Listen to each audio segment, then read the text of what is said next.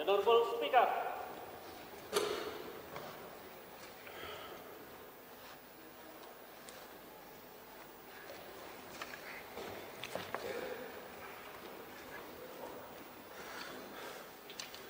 I will now call the House to order.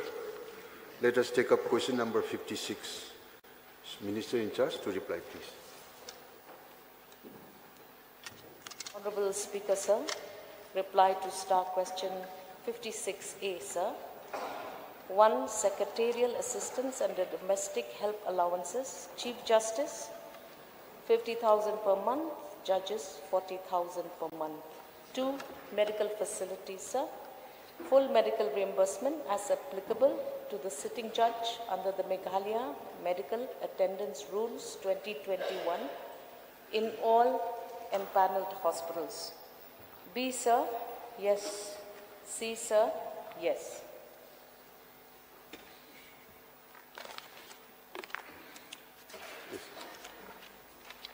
Celestine Lingo, please. Mr. Speaker, sir, I would like to express my gratitude to the Minister in Charge Law for the reply.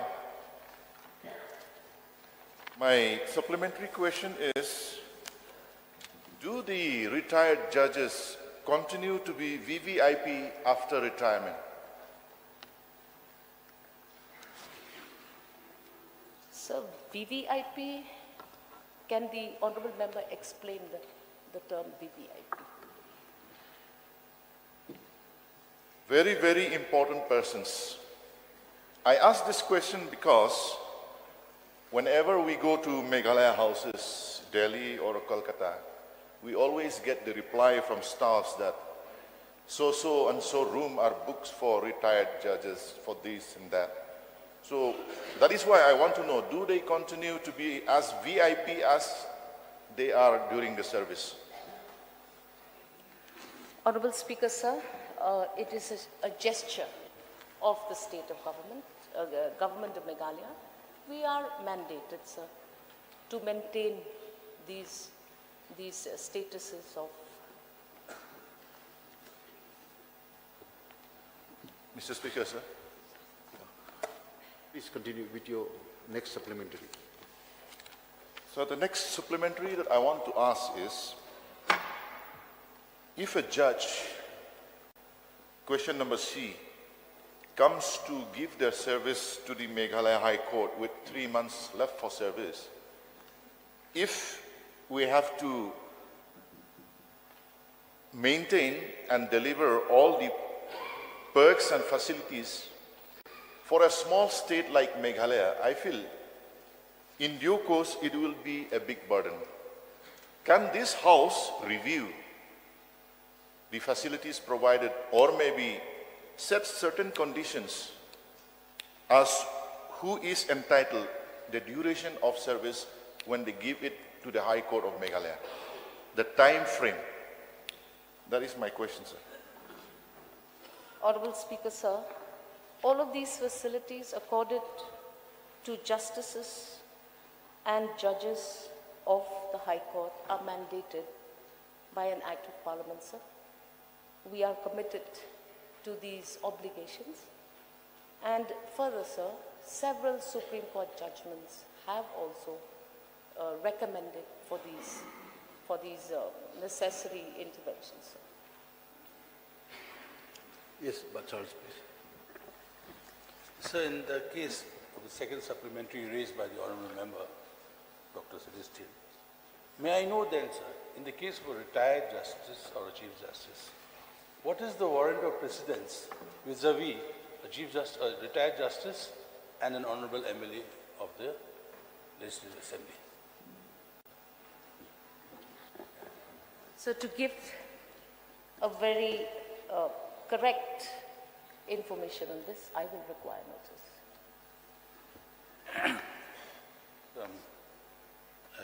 I agree that the information is not available with the Honourable Minister. To my knowledge, sir, any retired person cannot, by a warrant of precedence, cannot supersede the seniority or the entitlement above a member of the Legislative Assembly.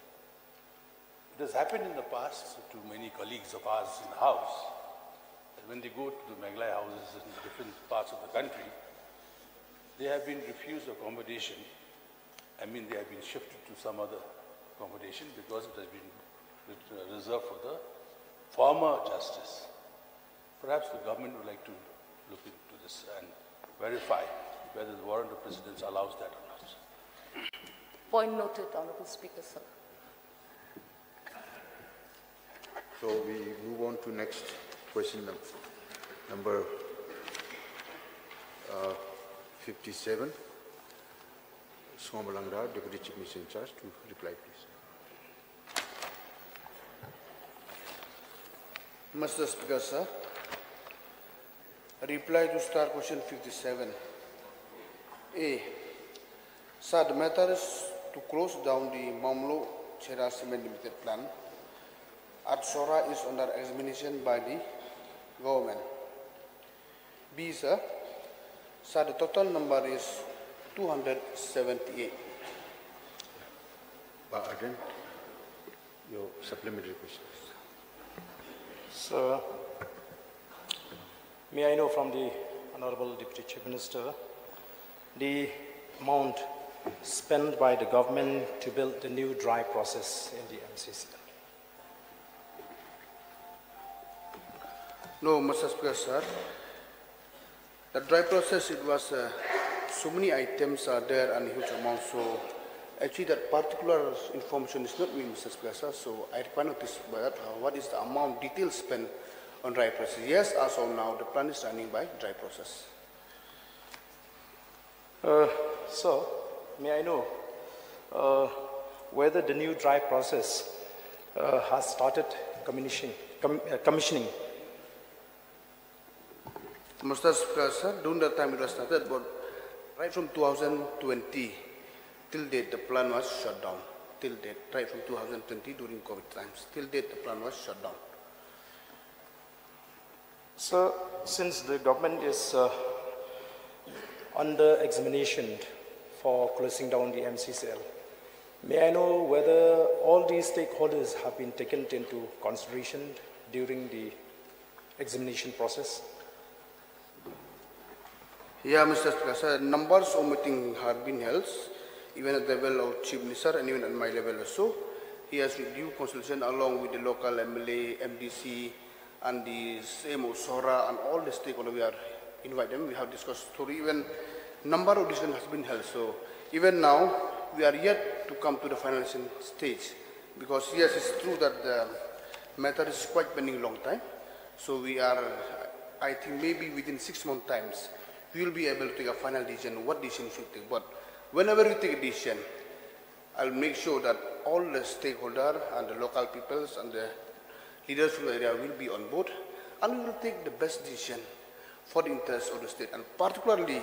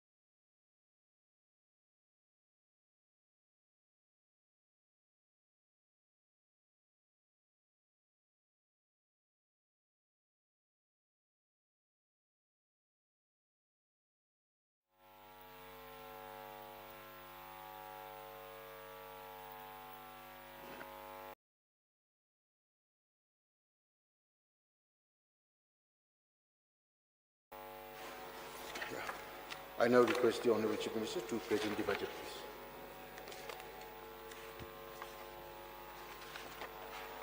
please. Chief. Honourable Speaker, sir, with your permission, I rise to present the budget for the financial year 2024-2025.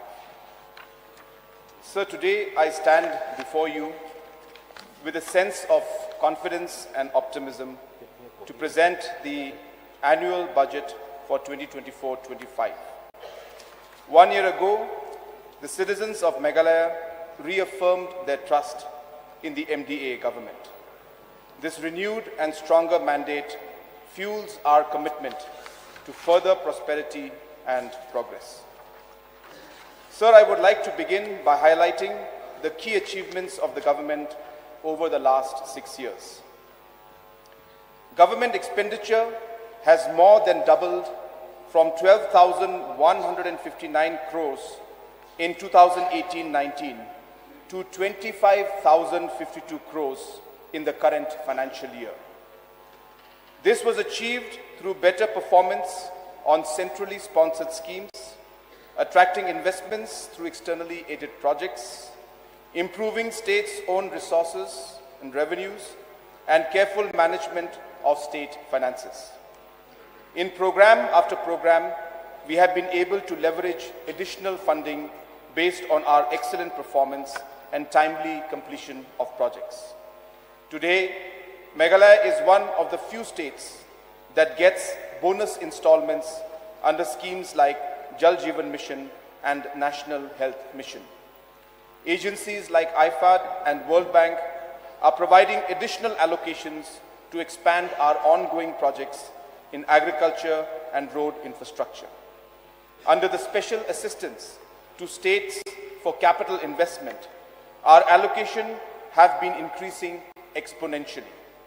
For 2023-24, the budget estimates for the scheme were 1,003 crores.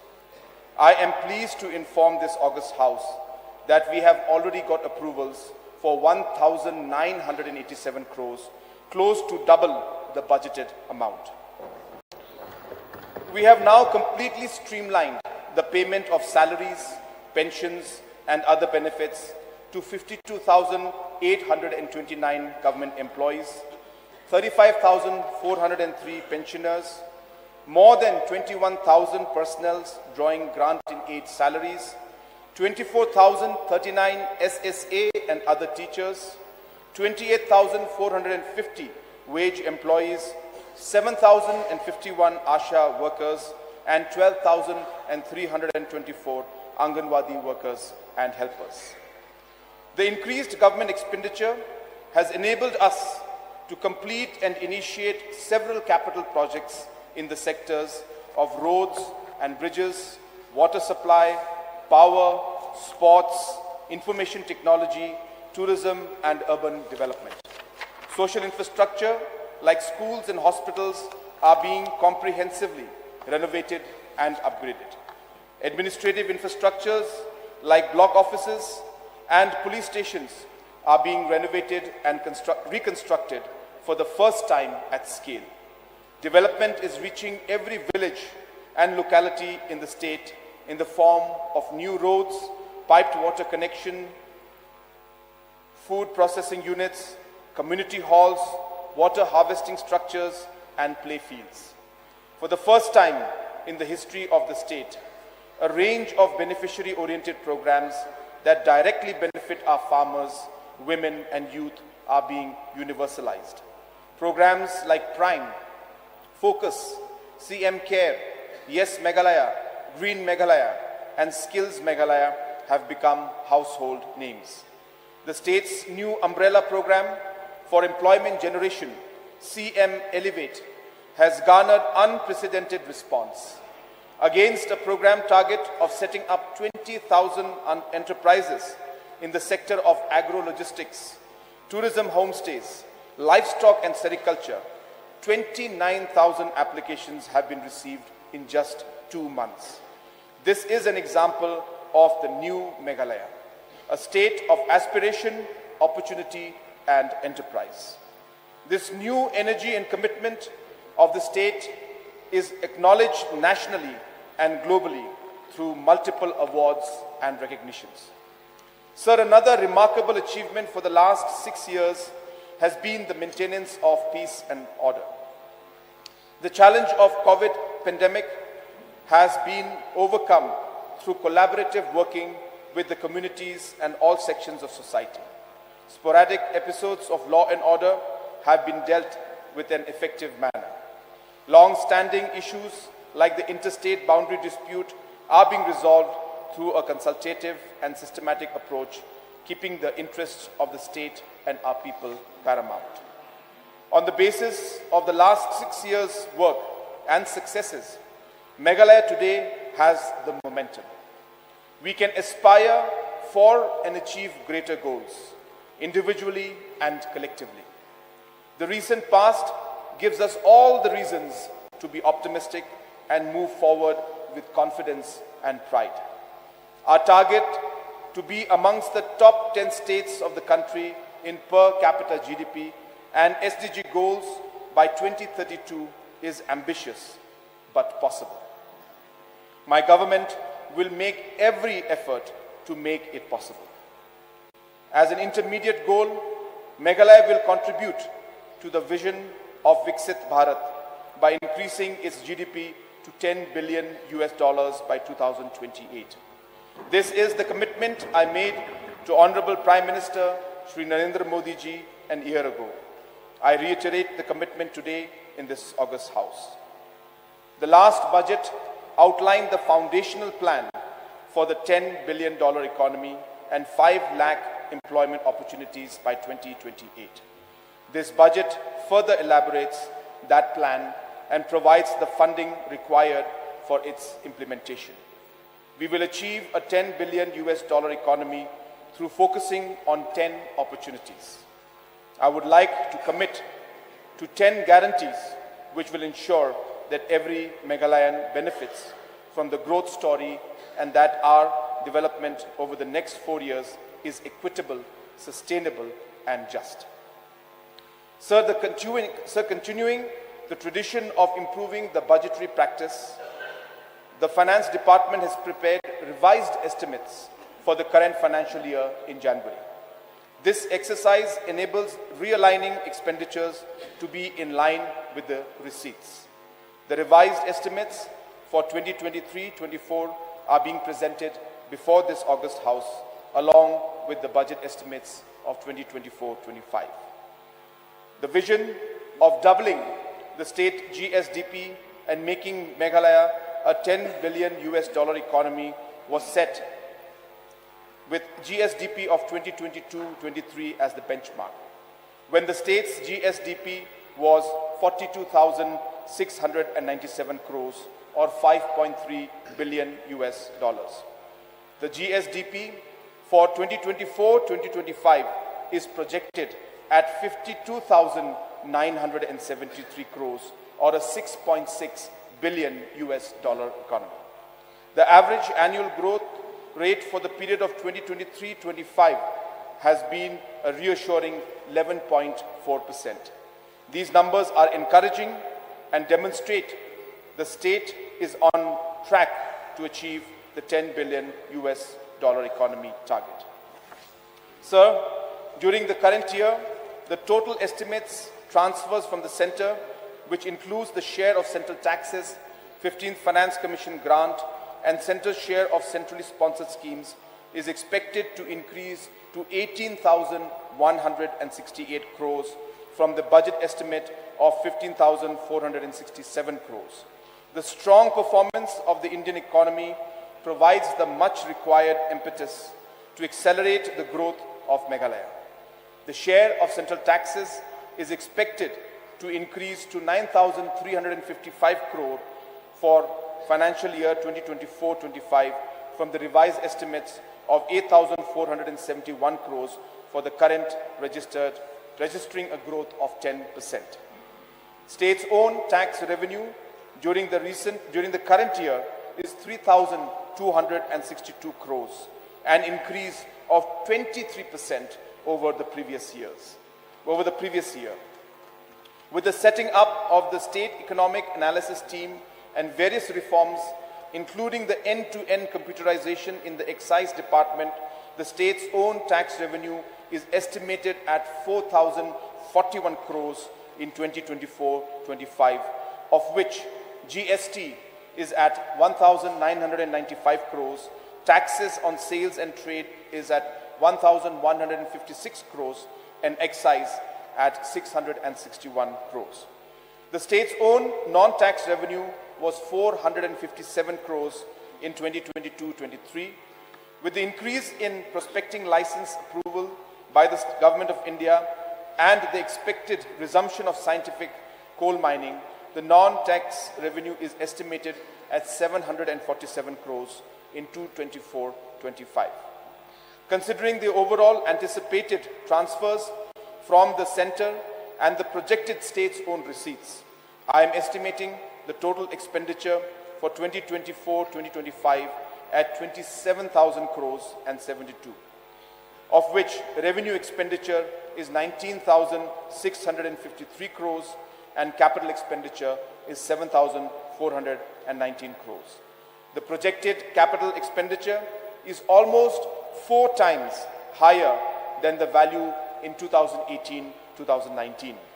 The annual growth rate during the 7-year period, 2018 to 25, for the capital expenditure is a staggering 26% compared to 11% growth on revenue expenditure.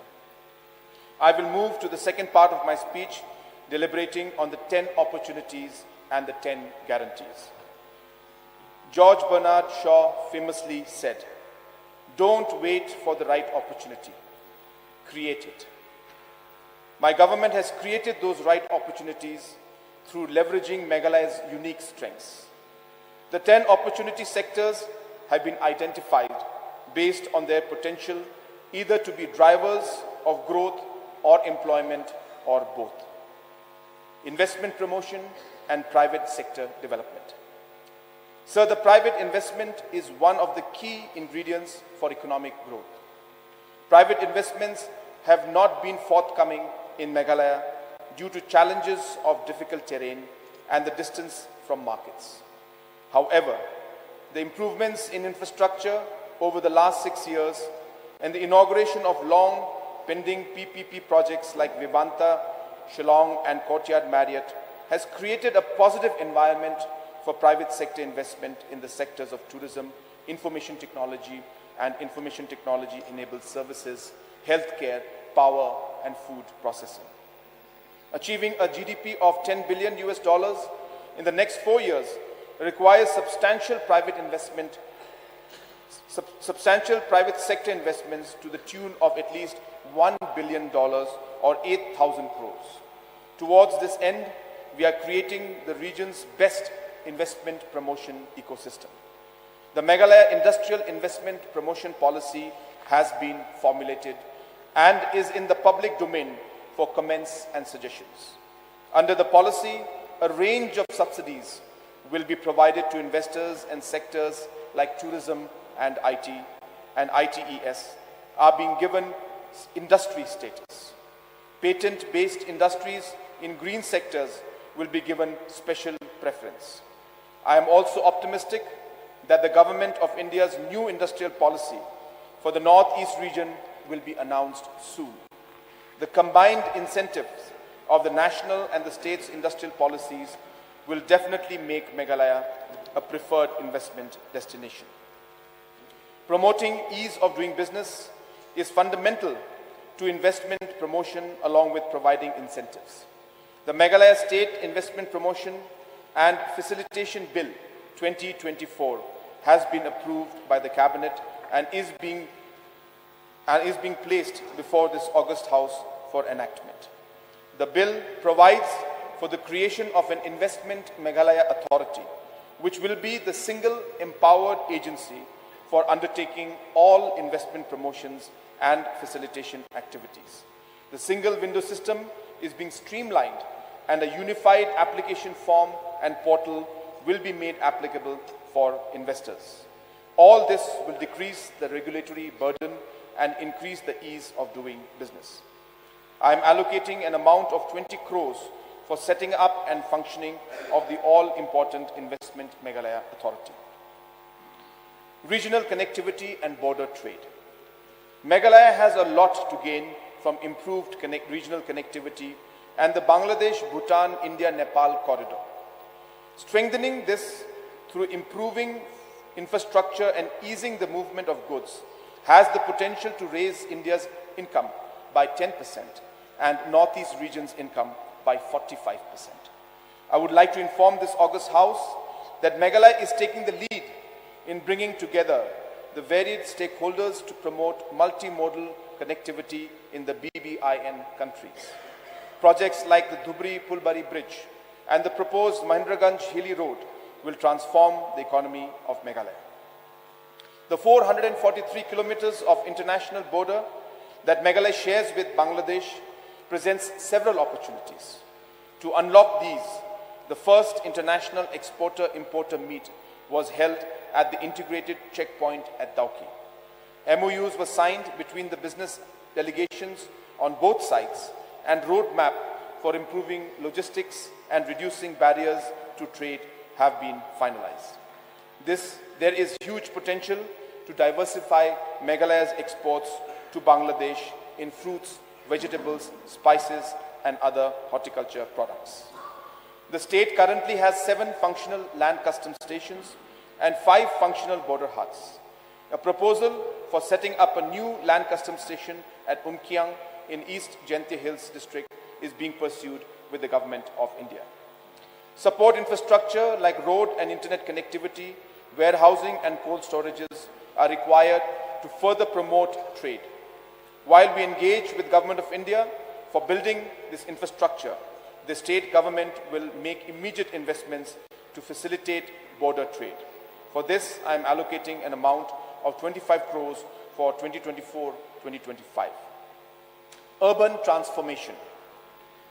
The urban centers of Meghalaya contribute more than 40% of the state's GDP, playing a pivotal role in driving the state's economic growth.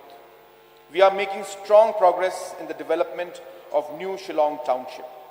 Land measuring 232 acres has been allocated for building of the New Shillong Administrative City, which will have a large administrative complex to house a secretariat building and all the directorates. This integrated administrative complex is expected to cost 550 crores. A Unity Mall will be built at an estimated cost of 220 crores.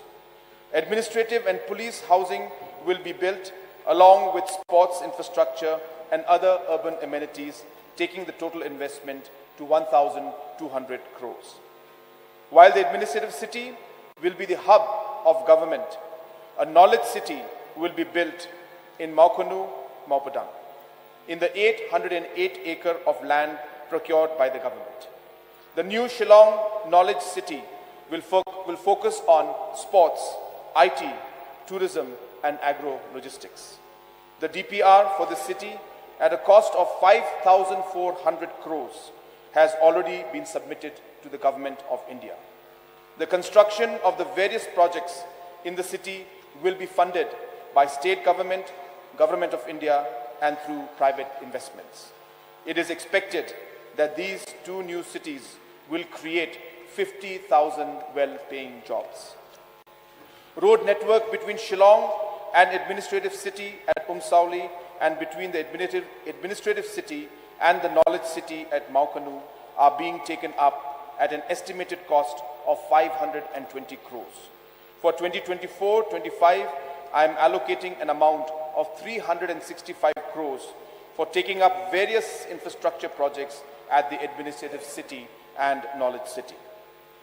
As the new cities substantially decongest Shillong, projects will be taken up to improve the overall ease of living.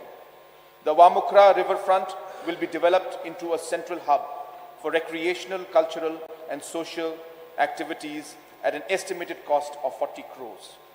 A comprehensive street rejuvenation project of a 10-kilometer stretch in the heart of Shillong and the redevelopment of 20 junctions is being undertaken with an investment of more than 50 crores. The cultural and commercial center of the city, Yodo, will be redeveloped to become a modern market and a tourist hub with an investment of 50 crores.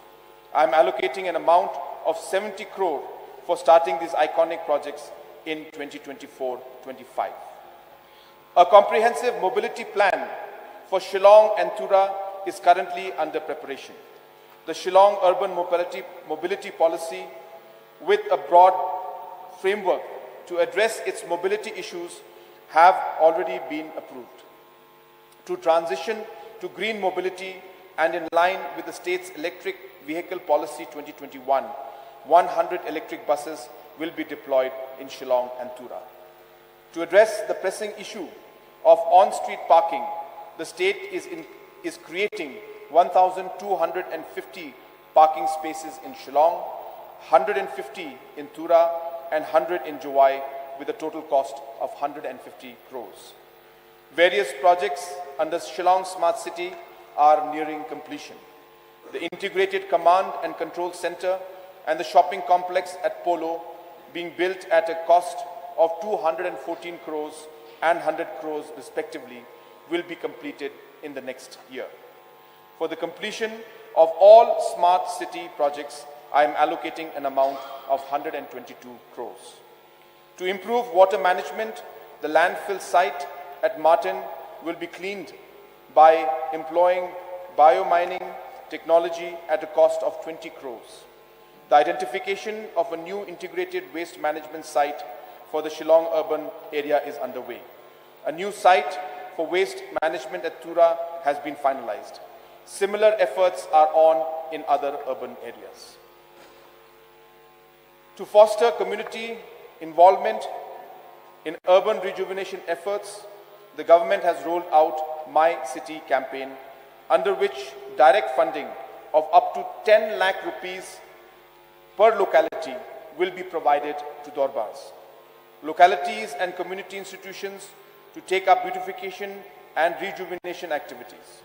I am optimistic that one of Meghalaya's urban centers can become the cleanest cities of the country, adding to the cleanest village and cleanest river epithets. For the year 2024-25, I am allocating an amount of 934 crores for the urban sector, of which 764 crores will be from state schemes. IT and ITES, Meghalaya as a tech hub. IT and ITES is a priority sector for our government. On the strength of our temperature, climate, sizable youth population, and the sufficiency of technical skills, we aspire to make Meghalaya the tech hub of Northeast India. We commemorated the 50th anniversary of statehood with the inauguration of the Shillong Tech Park. The second phase of the park is currently being developed in New Shillong Township with an investment of 121 crores. These two projects will create 20,000 jobs. The Tura Tech Park has been sanctioned with a cost of 127 crores. This project will spread Meghalaya's IT boom to the Garo Hills. The state's draft IT policy is in the public domain. The policy provides a range of incentives to encourage private investments in new tech parks. For the year 2024-25, I am allocating 149 crores for the IT sector, more than doubling farmers' income. The government's interventions and mission mode programs in the agriculture sector over the last 6 years have provided support to farmer groups engaged in horticulture and plantation crops for procuring better inputs, training on package of practices, transportation, aggregation, value addition, and marketing of produce.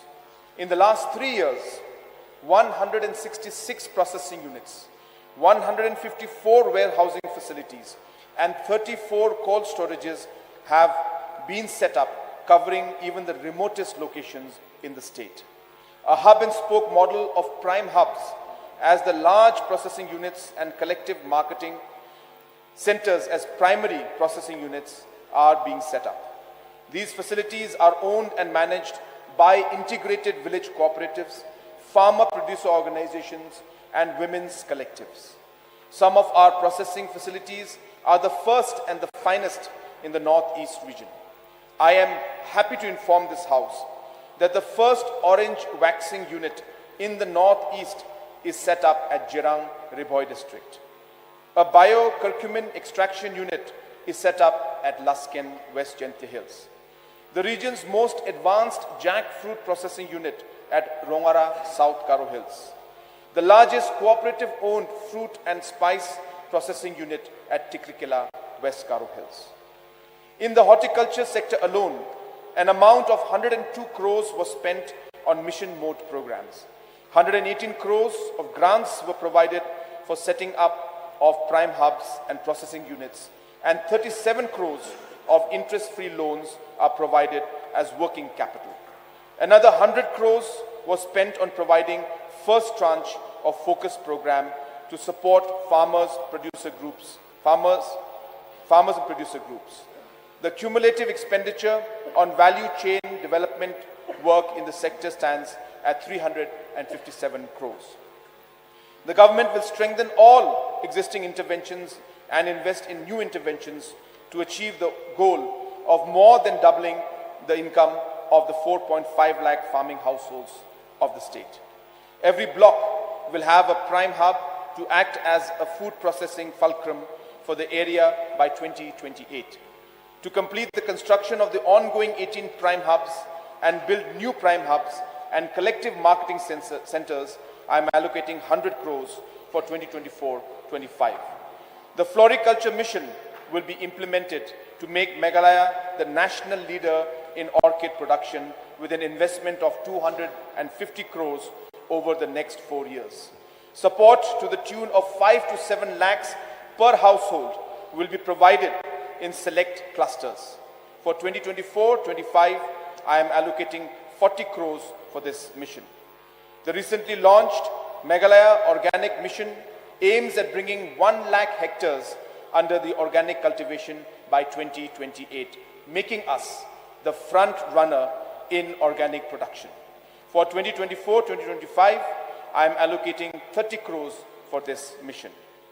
The area under horticulture and plantation crops will be greatly expanded to provide long-term income security to our farmers.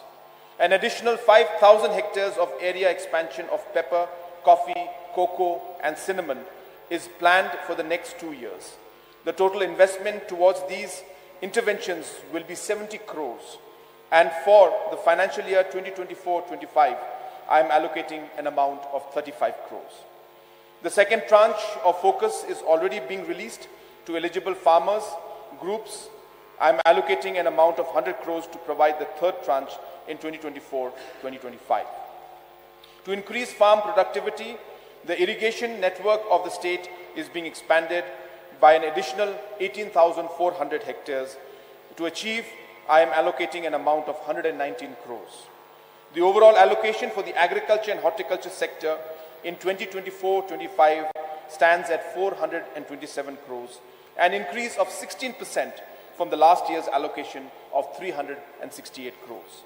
Animal husbandry and livestock rearing sectors are important both for providing nutritional security and additional income for rural households. Under the piggery mission, 367 cooperatives have been supported and more than 63 crores has been dispersed as interest-free loan, benefiting 27,150 rearers. Close to 50% of the funds provided under the focus program has been invested by the producer groups in the piggery sector. There are 100 dairy cooperative societies in the state involving almost 1,032 members. Realizing the immense potential of this sector, the state piggery, dairy, goatery and poultry schemes have been made part of the CM Elevate program.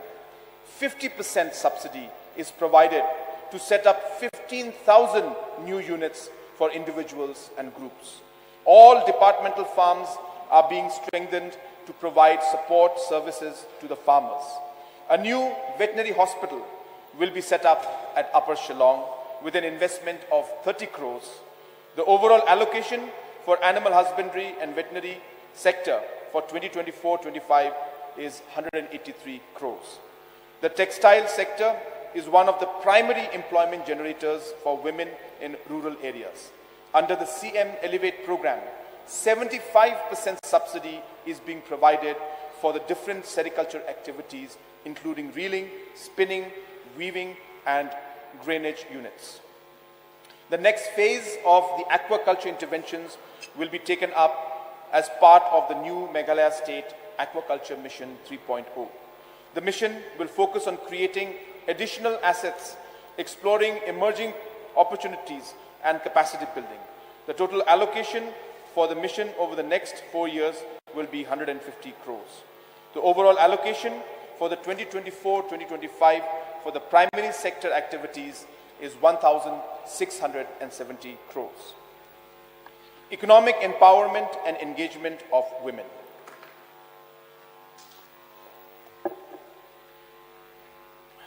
Meghalaya is uniquely matrilineal society where women have historically worked shoulder to shoulder with their male counterparts in contributing towards our economic growth and social progress.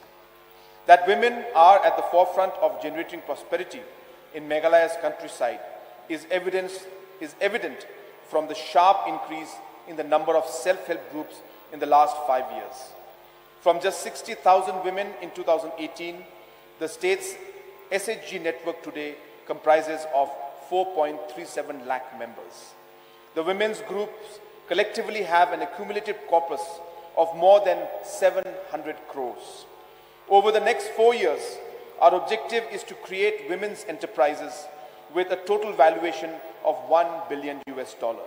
I am allocating 389 crores for 2024-2025 for continued implementation of the SHG program. Women, both as individuals and groups, have taken up successful enterprises in the primary and service sector. Women entrepreneurs have been at the forefront of providing banking services in the rural areas as banking correspondents and bank sakhis. About 60% of focus beneficiaries and CM Elevate applicants are women. With structured support and hand-holding, the existing women's network of the state can generate about 1 lakh job opportunities. Traditional women networks like Senkanthai organizations from the Khasi Hills and women's group from the Garo Hills have always been active segments of Meghalaya's civil society. They have worked relentlessly to raise awareness on issues of women and child health, alcoholism, and support and substance abuse and rural development. I'm launching a new program for providing funding support and for structured engagement with traditional and new women's network. The overall allocation for 2024-25 for empowerment of women as presented in the gender budget is 5,271 crores. Engaging and employing the youth. Sir, Meghalaya is at the zenith of a demographic dividend with more than 72% of its population below the age of 35. The young men and women will both drive the state's growth and be the beneficiaries of it. Sports provides the arena for young people to excel and to be engaged in the most constructive manner. A never-before push has been given to the sports sector over the last few years. The Meghalaya Games have been revived and institutionalized into an annual event. Sports infrastructure costing about 400 crores are under construction and about 200 crores worth of projects have been completed in the last 2 years. The renovation of JN Stadium at Polo Grounds, Shillong, at a cost of 59 crores will be completed soon. Construction of iconic new projects like the Integrated Hospitality Sports Complex at Shillong and the indoor halls at the Sangma Integrated Sports Complex at Tura are progressing well. This year saw the inauguration of the Vaijer Multi-Sports Complex built at a cost of 64 crores and the Pathogan Ningminza Sangma athletic stadium built at a cost of 16 crores. As promised in the last budget, new grassroots infrastructures in the form of artificial turfs, synthetic tracks, indoor halls, and natural grounds will be developed across the state. Construction of the first set of projects costing 108 crores, including the Kinchi Stadium, West Khasi Hills, and the Walingat Stadium, Peninsula Subdivision will begin soon. Another 200 crores worth of projects are being finalized. Meghalaya's biggest stadium, along with a world-class aquatic and swimming complex, will be built at New Shillong Knowledge City at Maukunu at an estimated cost of 350 crores. For 2024-25, I am allocating an amount of 120 crores for sports infrastructure. The Yes Meghalaya program was launched with the aim of encouraging the youth groups to take up various grassroots level activities like sports, healthcare, arts and culture, entertainment and environmental action. Till date, 1,430 youth groups have been supported with 5 crores under the program. I am allocating an amount of 20 crores for 2024-25. The overall allocation for the sports and youth sector for 2024-25 is 246 crores, an increase of 15% over last year. Skilling young Meghalayans in locally relevant trades like integrated farming and hospitality to cutting-edge trades like machine learning, 3D printing, robotics is key priority for the government.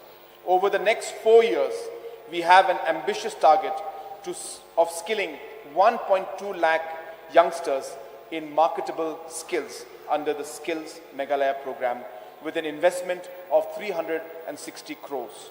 A world-class skills and innovation hub will be built at New Shillong with a cost of 82 crores. The Prime program was launched with the aim of fostering an entrepreneurial spirit amongst the state's youth and for creating an entrepreneurial ecosystem. The program is currently supporting more than 5,500 entrepreneurs and more than 210 startups. I am allocating an amount of 100 crores for the implementation of Prime and CM Elevate for 2024-25. The size of the youth budget that encompasses all the activities undertaken for youth stands at 2,855 crores in 2024-25. Country's best sustainable ecosystem destination. Both nature and culture has blessed Meghalaya with their choicest bounties. Tourism is therefore a default sector in Meghalaya's economic growth plan. I am glad to inform this House that the sector has steadily revived from the disruptions caused by the COVID pandemic. The current annual tourist footfall is 13.81 lakhs, which is 1.1 lakh more than the pre-pandemic levels. Tourism infrastructure development is being prioritized. The construction of the iconic projects like the Shillong Peak Ropeway and Maukodok Skywalk will be started in the next financial year. The construction of the state-of-the-art Tura Convention Center and accommodation complex at Thadlasken in West Jente Hills is progressing well. With growing number of tourists, nearly 3,000 new high-value rooms are required, translating into a requirement of several five-star hotels and other premium properties. It is expected that these new hotels will be built at Shillong, New Shillong, Umiam, Sora and Tura with private sector investments of approximately 1,000 crores. Additionally, projects such as convention centers aimed at promoting wedding tourism, MICE tourism and a new golf course are under planning stage. Land bank of nearly 400 acres has been earmarked for developing such infrastructure. The state's resources will be invested in building accommodations and tourism amenities in the less developed circuits. I am committing an investment of 200 crores for new circuits with bases at Umling in Ribhoi, Mawsynram in East Khasi Hills, Doldegri in West Garo Hills, Soyong in East Khasi Hills, Sintung in East Khasi Hills, Mairang in Eastern West Khasi Hills, Resubelpara in North Garo Hills, Warichora in South Garo Hills, Umden in Ribhoi, Nongstoin and Mapunlur in West Khasi Hills. An additional 150 crores of new investment will be made in unique tourism projects such as the Meghalaya Age Experiential Center at Maumulu in East Khasi Hills. Development of Tribal Heritage Center in Mandalgri in East Garo Hills, Geological Museum at Nongna in Southwest Khasi Hills, and riverfront development of Ungot at Shnongpadem, Darang and Dauki in West Khasi Hills. These projects are aimed at making tourism more experiential and to increase the duration of stay of tourists. Meghalaya aims to be the country's best and most sustainable managed tourism destination. To achieve this, there is a need to restrict the number of tourists visiting sites, following the global best practices. We are working on a framework for notifying eco-tourism zones with defined carrying capacity and for charging a higher green fees from visitors. The revenues thus earned will be dispersed equitably among all the communities involved. For the creation of infrastructure at notified eco-tourism zones, I am allocating an amount of 50 crores for 2024-25. The homestay scheme, providing up to 70% subsidy for building new homestays, costing about 10 lakhs, is a resounding success. About 550 projects have been sanctioned in the last 2 years. We are targeting to build another 2,000 homestays by 2028. I am allocating an amount of 5 crores for the Meghalaya homestay scheme for 2024-25. Construction of tourism villas is also being subsidized at 35% under the CM Elevate program. A new scheme for development of infrastructure at all tourism spots will be launched. Communities managing tourist sites will be provided grants of up to 25 lakhs for infrastructure development and management of sites. Air connectivity to the state is essential for growth of tourism. We have been successful in establishing direct flights connectivity from markets such as Delhi and Kolkata. We are further aiming to establish direct connectivity from Bangalore, Mumbai and Chennai through providing viability gap funding to airlines. Climate resilient green economy. Meghalaya is in a unique position to bring nexus of climate resilient agriculture, ecotourism and sustainability, thereby propelling green growth. Over the last 6 years, investments have been made in sustainability focused projects. More than 50% of the 7,300 crores of investments in externally aided projects in Meghalaya are focused on natural resource management. I am glad to inform this August House that a new project for protection of vulnerable catchment areas in Meghalaya, Meg Arise, has recently been launched. The 353 crore project focuses on safeguarding the critical Umyu catchment in East Khasi Hills and the essential Ganol catchment in West Garo Hills. These catchment areas serve as lifelines for Shillong and Tura respectively. I am allocating 246 crores for 2024-25 for the implementation of the various sustainability-focused externally aided projects. Amongst all the programs of the government, the one I am most proud of is the Green Meghalaya, the country's largest payment for ecosystem services program. In less than 2 years of its launch, the program is a resounding success. An amount of 44 crores has been released to 3,403 individuals and community beneficiaries to bring 54,000 hectares of forest under conservation. For the year 2024-25, the Green Meghalaya program will be expanded to target conservation of 1 lakh hectares of forest area. This will entail an annual expenditure of 100 crores over the next 5 years and will ensure the protection of these forests for the next 30 years.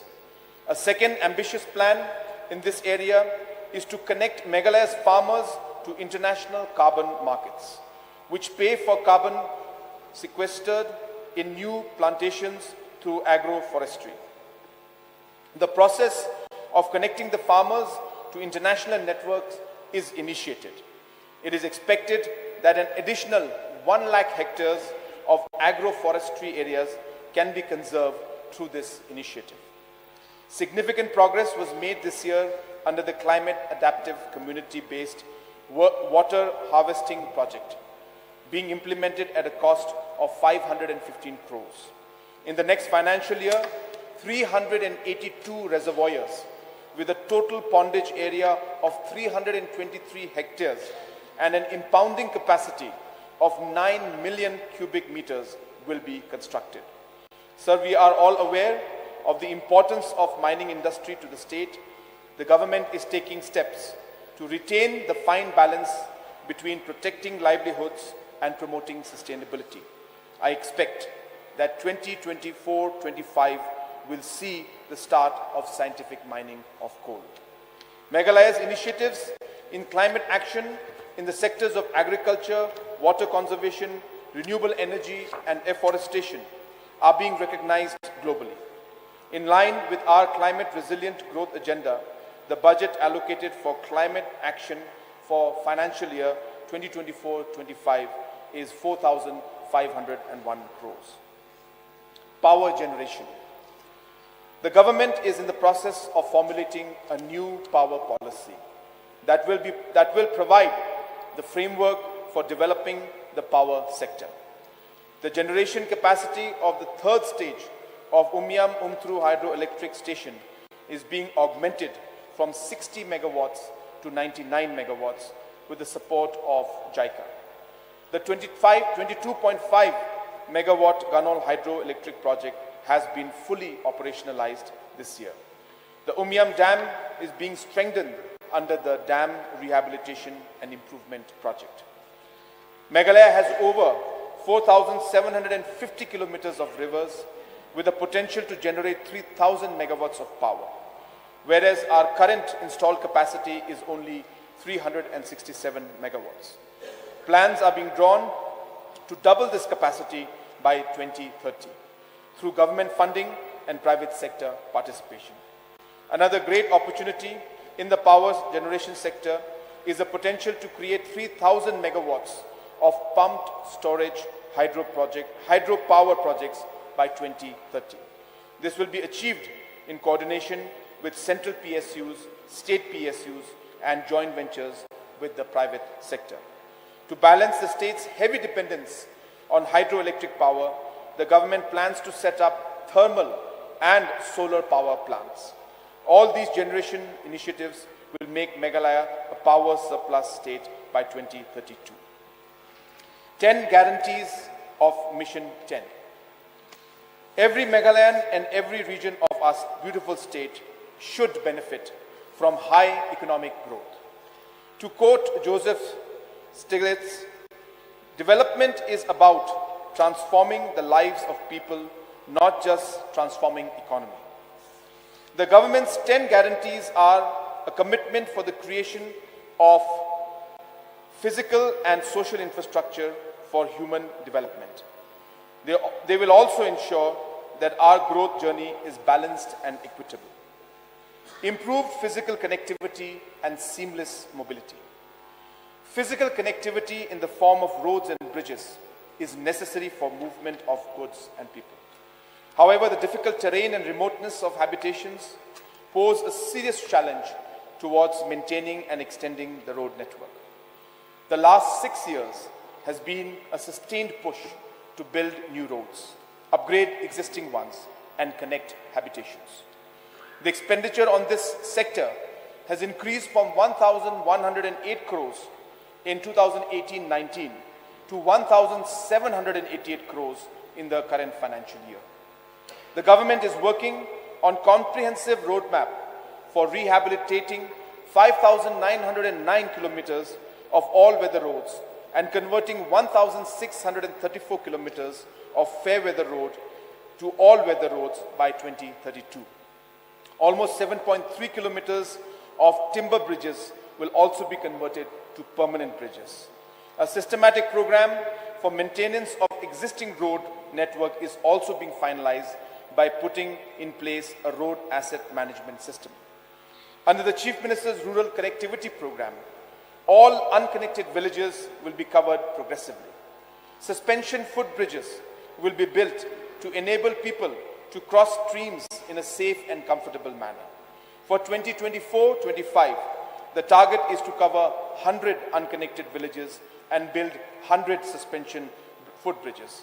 I'm allocating an amount of 150 crores to achieve this. New road projects with an investment of 1,500 crores will be initiated in the next financial year.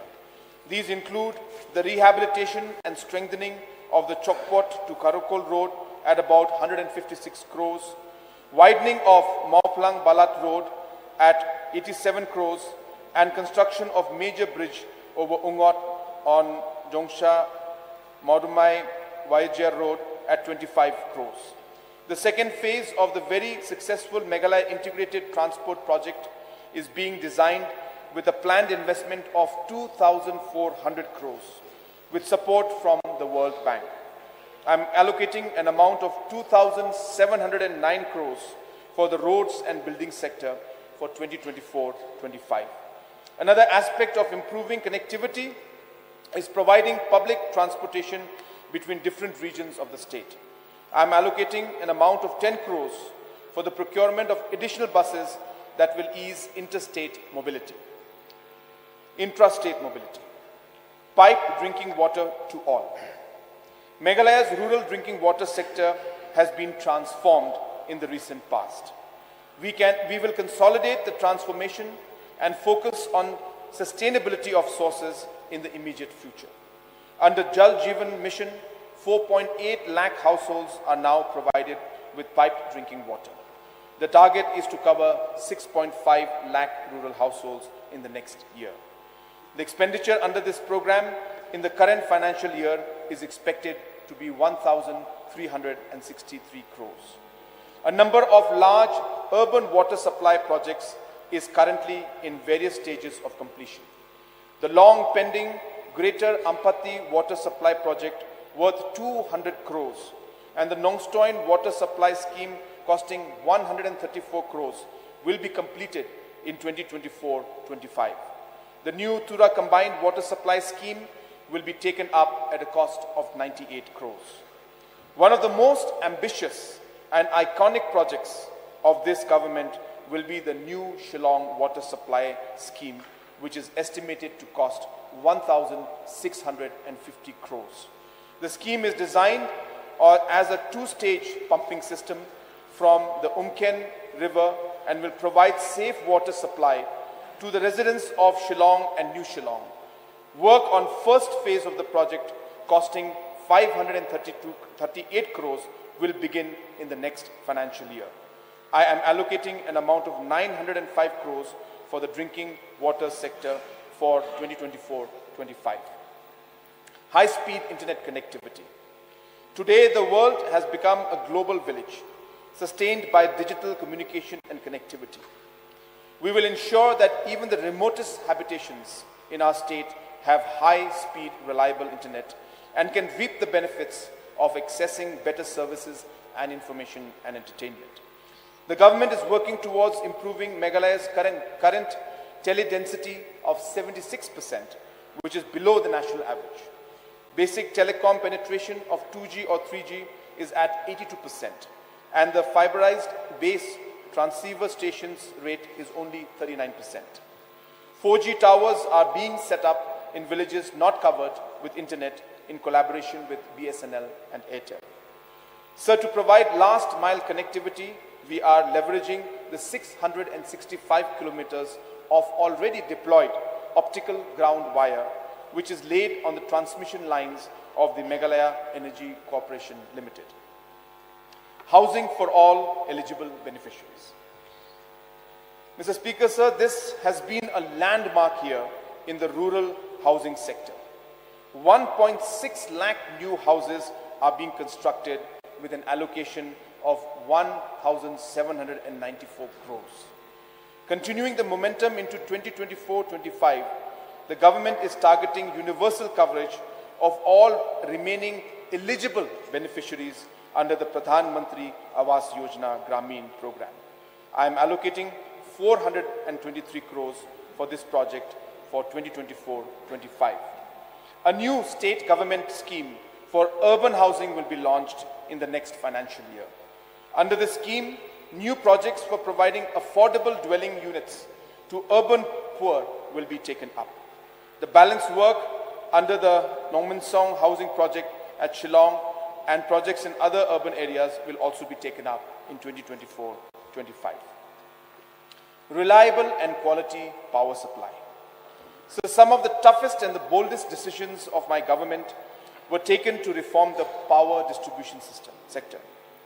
Legacy issues plaguing the state for more than a decade are being resolved. This year, the government arrived at an amicable settlement for the long-standing payment owed to the National Thermal Power Corporation. Following this, NTPC has started providing 53 megawatts of electricity daily to the state, which has helped in alleviating the load-shedding challenges during the winter months. Under the Meghalaya Power Distribution Sector Improvement Project, 24 new substations are being set up and 48 existing substations are being renovated. The distribution architecture is undergoing upgradation under the revamped distribution sector scheme being implemented at a cost of 1,092 crores. The government is infusing substantial equity into the Meghalaya Energy Corporation Limited and is taking over the losses of the distribution company. An amount of 950 crores has been spent this year. The high quantum of government support is expected to give the Power Corporation time to resolve complex issues and to transition towards loss reduction and improved efficiency. I am budgeting an amount of 850 crores for supporting the Power Corporation in 2024-25. I launched the CM Solar Mission this year, under which up to 90% subsidy is provided for setting up solar power systems at rural households and enterprises. This program has an outlay of 145 crores over a 3-year period.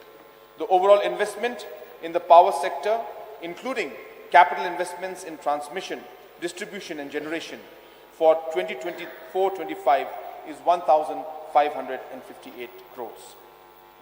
Affordable and quality healthcare for all. Meghalaya's healthcare sector has witnessed a remarkable transformation in recent years. The Mother program has become a beacon of hope for over 3 lakh pregnant and lactating mothers. Under the Chief Minister's Safe Motherhood Scheme, we have operationalized 140 transit homes and vehicles, ensuring accessible and quality care during childbirth. The two schemes together have reduced maternal mortality by 50% and infant mortality by 30%. Health infrastructure has been a key focus area of the state government. 96 health facilities have been upgraded. 377 sub-centers have been solarized and 20 community health centers are being converted to first referral units with the capacity of conducting emergency cesarean sections. Continuing the infrastructure development efforts, the comprehensive 3-year mission to revamp all health facilities in the state will be launched from 2024-25 with an investment of 500 crores. In the first phase, the civil hospitals in all the district headquarters and 100 other facilities will be prioritized. Adequate human resources are the second critical ingredient for improving healthcare. The government has empowered the health department to flexibly recruit about 300 nurses and technicians. This will ensure that critical health services like ICUs and blood storage units can be operationalized. Radical reforms have been undertaken to streamline the procurement and delivery of drugs and medical equipments through the setting up of Meghalaya Medical Drugs and Services Limited. The overall drug procurement cost of the state is expected to come down by 45% this year due to improved efficiency and transparency. I am allocating 100 crores for procurement of drugs, equipments and services in 2024-25. Essential drug lists will be notified at the facility level and the information will be made available to citizens online. One of the most important diseases that continues to trouble us is cancer. To deal with this challenge, we launched the Meg Can Care program in East Khasi Hills to screen every individual who is 30 years old and above for various types of cancer. Over 50,000 people have been screened last year alone, and we aim to cover about 1 lakh people this year. To take this initiative to other districts, I am allocating a budget of 10 crores. For the overall strengthening of health system, I am allocating an amount of 1,970 crores for 2024-25, including an additional 173 crores for the MHIS program. Joyful and quality learning at all levels. Sir, Meghalaya is one of the few states in the country that has adopted a life cycle approach to dealing with its citizens. The state's support will begin from birth and continues through early childhood, schooling and college. Under Early Childhood Development Mission, the government plans to upgrade 2,148 existing Anganwadi centers and expand the network to cover all villages by opening new centers in 1,500 uncovered villages. An investment of 500 crores will be made over next 5 years, with next year's allocation at 47 crores. My government has undertaken a phased upgradation of infrastructure in all 2,044 government schools under the umbrella of Mission Education at a cost of 326 crores. Major renovation and reconstruction works have been completed in 220 secondary and higher secondary schools, and works are ongoing in about 100 schools. Another 1,725 schools are at different stages of renovation. It is a matter of great satisfaction that by the end of next year, all government schools will have dignified learning environments. Mission Education 2.0 will be launched in 2024-25 to provide assured minimum facilities, power, clean drinking water, toilets, and basic furniture at all government schools. I am allocating 100 crores for Mission Education for 2024-25. To engage adolescents and youth at the community level, the government has allocated an ambitious project for setting up of libraries for children and adolescents in 750 villages of the state at an estimated cost of 162 crores. I am announcing a new scheme for supporting the higher secondary students. The Chief Minister's Scholarship Scheme will be provided in 2024-25 to meritorious students in class 11 and 12. The government will also be launching a new program for promoting the comprehensive and well-being of adolescents called Empower with an investment of 380 crores. I am allocating 3,539 crores to strengthen all the interventions in the education sector, including 1,335 crores as grant and aid salaries. Easing service delivery and grievance redressal. Sir, our state has more than 7,000 villages, and accessing government service in remote villages has always been a challenge. People have to forego their daily earnings to travel to block and district headquarters to access government service. To address this issue comprehensively, I have launched the CM Connect program, under which citizens can directly connect with the government using the multi-channel physical, telephonic and digital. The physical representatives of the CM Connect program will be a cadre of more than 10,000 village data volunteers who will be available in every village to register any grievance or service request of citizens and get it resolved. The CM Connect helpline number of 1971 is now functional, and citizens are already actively registering their service request on a daily basis. The CM Connect multilingual portal with Khasi and Garo language recognition features will be launched in the next 6 months. With this architecture, Meghalaya will transform into an era of quick resolution of citizen grievances and efficient doorstep delivery of services. My objective is that no citizen will have to wait in queue for any government service.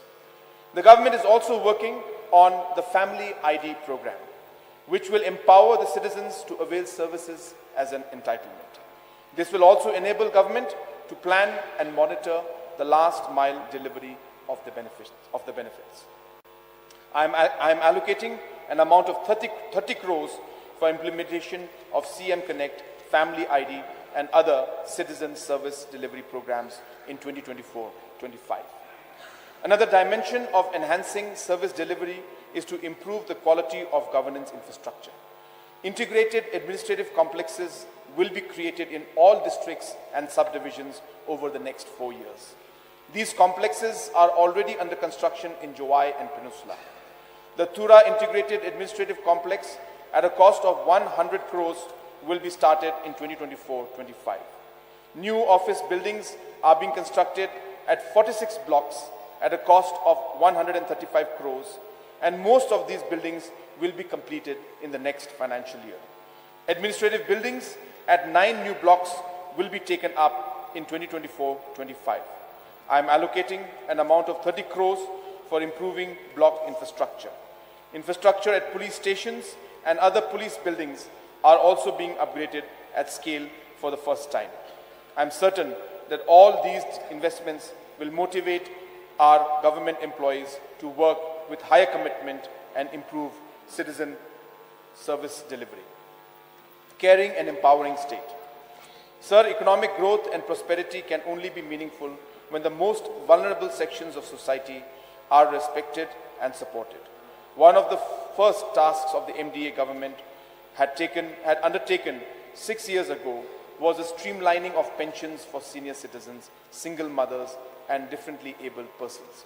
The CM Care program was launched in 2022 by enhancing the benefits provided to 66,000 senior citizens, 36,000 single mothers, and 14,000 differently abled persons. For 2024-2025, I'm allocating an amount of 100 crores for this important program. Community infrastructure and engagement and well-being. So different types of infrastructures are needed at the community level for promoting greater citizen engagement and well-being. There are genuine demands for community halls, play fields and recreational spaces which are being fulfilled through different government programs. Under the Chief Minister's Special Development Fund, an amount of 51 crores was spent in the last 2 years to build various community infrastructures. I'm allocating an amount of 40 crores for 2024-2025 for this program. Infrastructures like gyms, football grounds, cinemas, and cultural spaces that have a revenue potential can be taken up under CM Elevate with government subsidy of 35%. Community halls are being taken up in 450 remote villages under the Meghalaya project with an estimated cost of 108 crores. In the next 4 years, the government will build auditoria in all the districts. Budget estimates 2024-25. Sir, 2024-25, I have estimated the total receipts at 27,072 crores, of which the revenue receipts are estimated at 23,000 crores, 23,515 crores, and capital receipts at 3,557 crores. Excluding borrowings of 3,527 crores, the total receipts are estimated to be 23,545 crores. On the expenditure side, I have estimated total expenditure at 27,072 crores, of which revenue expenditure is estimated at 19,653 crores and capital expenditure at 7,419 crores. Excluding repayment loans of 1,498 crores, the estimated total expenditure is 25,574 crores. Interest payments for 2024-25 are estimated at 1,236 crores and pension payments at 1,865 crores. I am therefore presenting the budget for 2024-25 with a fiscal deficit of 2,029 crores, which is about 3.83% of the GSDP. Sir, I would like all members of this august House and citizens to remember this budget as Mission 10, an action plan for building a $10 billion economy through leveraging 10 opportunities and providing 10 guarantees. The accomplishment of Mission 10 in 2028 will coincide with 10 years of the MDA government. Mr. Speaker, sir, with these words, I now commend the budget to this august House. Kublai, Mthela, and Jai Hind.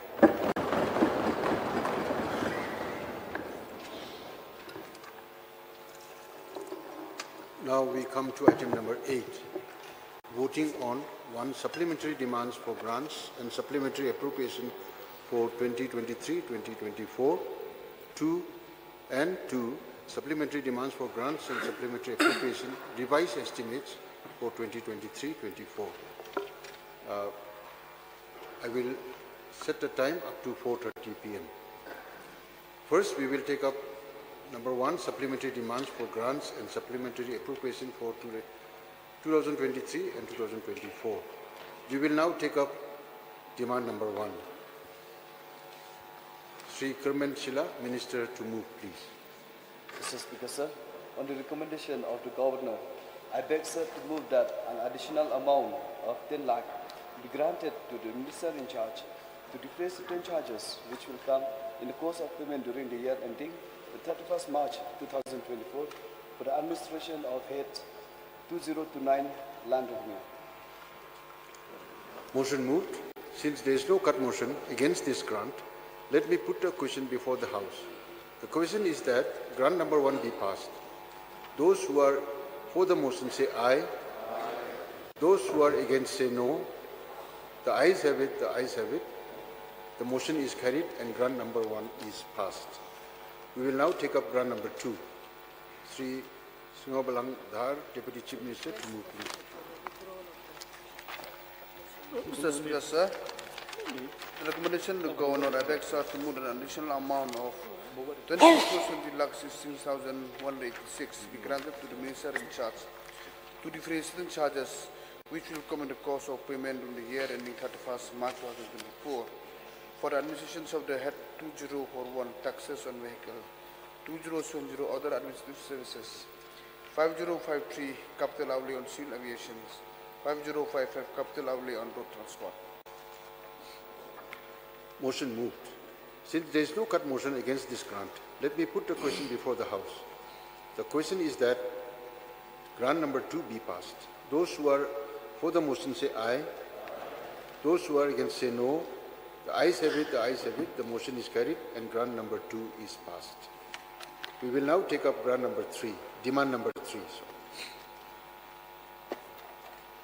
Sri Abu Tahir Mondal, Minister in charge, to move, please.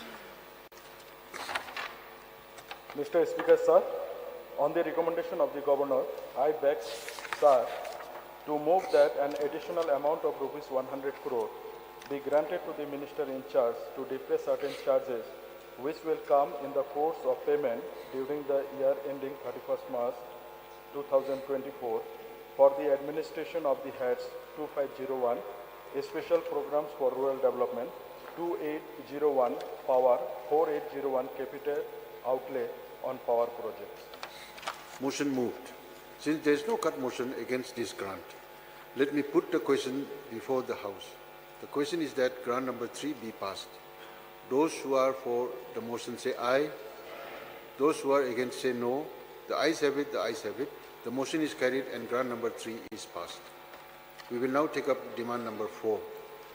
Sri Alexander Lalu Hek, Minister, to move, please. Honorable Speaker, sir, on the recommendation of the Governor, I beg to move that an additional amount of ₹66,98,666 be granted to the Minister in charge to defray certain charges which will come in the course of payment during the year ending 31st March 2024 for the administration of Heads 2052 Secretariat General Services. Motion moved. Since there is no cut motion against this grant, let me put the question before the House. The question is that grant number 4 be passed. Those who are for the motion say aye. Aye. Those who are against say no. The ayes have it, the ayes have it. The motion is carried and grant number 4 is passed. We will now take up demand number 5. Sri Conrad K. Sangma, Honorable Chief Minister to move, please. Mr. Speaker, sir, on the recommendation of the Governor, I beg, sir, to move that an additional amount of 8,55,26,550 be granted to the Minister in charge to defray certain charges which will come in the course of payment during the year ending 31st of March 2024 for the administration of the Heads 2053 District Administration. Motion moved. Since there is no cut motion against this grant, let me put the question before the House.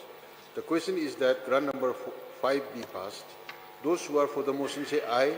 Aye. Those who are against say no. The ayes have it, the ayes have it. The motion is carried and grant number 5 is passed. We will now take up demand number 6. Sri Conrad K. Sangma, Honorable Chief Minister to move, please. Mr. Speaker, sir, on the recommendation of the Governor, I beg, sir, to move that an additional amount of 15,65,000 be granted to the Minister in charge to defray certain charges which will come in the course of payment during the year ending the 31st of March 2024 for the administration of the Heads 2054 Treasury and Accounts Administration. Motion moved. Since there is no cut motion against this grant, let me put the question before the House. The question is that grant number 6 be passed.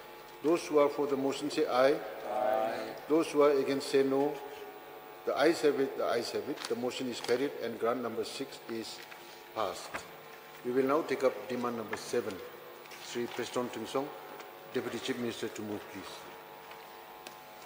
Mr. Speaker, sir, on the recommendation of the Governor, I beg, sir, to move that an additional amount of 20 crores 18,10,303 be granted to the Minister in charge to defray certain charges which will come in the course of payment during the year ending 31st March 2024 for administration of the Head 2055 Police, 2070 Other Administrative Services, 4055 Capital Outlay on Police. Motion moved. Since there is no cut motion against this grant, let me put the question before the House.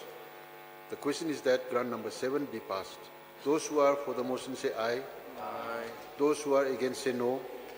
The ayes have it, the ayes have it. The motion is carried and grant number 7 is passed. We will now take up demand number 8. Sri Preston Tingsong, Honorable Deputy Chief Minister to move, please. Mr. Speaker, sir, on the recommendation of the Governor, I beg, sir, to move that an additional amount of 43 crores 78,54,178 be granted to a Minister in charge to defray certain charges which will come in the course of payment during the year ending 31st March 2024 for demonstration of the Head 2052 Secretariat General Services, 2059 Public Works, 2216 Housing, 4059 Capital Outlay on Public Work, 4202 Capital Outlay on Education, Sports and Arts and Culture, 4216 Capital Outlay on Housing. Motion moved. Since there is no cut motion against this grant, let me put the question before the House. The question is that the grant number 8 be passed. Those who are for the motion say aye. Aye. Those who are against say no. The ayes have it, the ayes have it. The motion is carried and grant number 8 is passed. Now we will move to demand number 9. Sri Kamingwan Mbom, Minister in charge. Move, please. Honorable Speaker, sir, on the recommendation of the Governor, I would like to move that an additional amount of Rs 1,88,33,459 be granted to the Minister in charge to defray certain charges which will come in the course of payment during the year ending the 31st March 2024 for administration of Head 2070 Order and Stick Services. Motion moved. Since there is no cut motion against this grant, let me put the question before the House. The question is that grant number 9 be passed. Those who are for the motion say aye. Those who are against say no. The ayes have it, the ayes have it. The motion is carried and grant number 9 is passed. We will now take up demand number 10. Sri Rakham A. Sangma, Honorable Minister, to move, please. Speaker, sir. On the recommendation of the Governor, I beg to move that an additional amount of Rs 213 crore 75 lakh 83,617 be granted to the Mission Church to defray certain charges which will come into course of payment during the year ending 21st March 2024 for the President of the Heads 2202 General Education 4202 Capital Outlay on Education, Sports, Art and Culture. Motion moved. Since there is no cut motion against this grant, let me put the question before the House. The question is that grant number 10 be passed. Those who are for the motion say aye. Those who are against say no. The ayes have it, the ayes have it. The motion is carried and grant number 10 is passed. Now we will take up demand number 11. Sri Rakham A. Sangma, Honorable Minister, to move, please. Speaker, sir, on the recommendation of the Governor, I beg to move that the additional amount of Rs 8 crore 59 lakhs 96,069 be granted to the Minister in Charge to defray certain charges which will come in the course of payment during the year ending 31st March 2024 for the administration of the Heads 2070 other administrative services, 2216 housing, 2235 social security and welfare, and 3454 census survey and statistics. Motion moved. Since there is no cut motion against this grant, let me put the question before the House. The question is that grant number 11 be passed. Those who are for the motion say aye. Those who are against say no. The ayes have it, the ayes have it. The motion is carried and grant number 11 is passed. We will now take up demand number 12. Sri Conrad K. Sangma, Honorable Chief Minister, to move, please. Speaker, sir, on the recommendation of the Governor, I beg, sir, to move that an additional amount of 39,46,685 be granted to the Minister in Charge to defray certain charges which will come in the course of payment during the year ending 31st March 2024 for the administration of the Heads 2251 Secretariat Social Services. Motion moved. Since there is no cut motion against this grant, let me put the question before the House. The question is that grant number 12 be passed. Those who are for the motion say aye. Those who are against say no. The ayes have it, the ayes have it. The motion is carried and grant number 12 is passed. Now we will take up demand number 13. Dr. M. Amprin Lingdo, Honorable Minister in Charge, to move, please.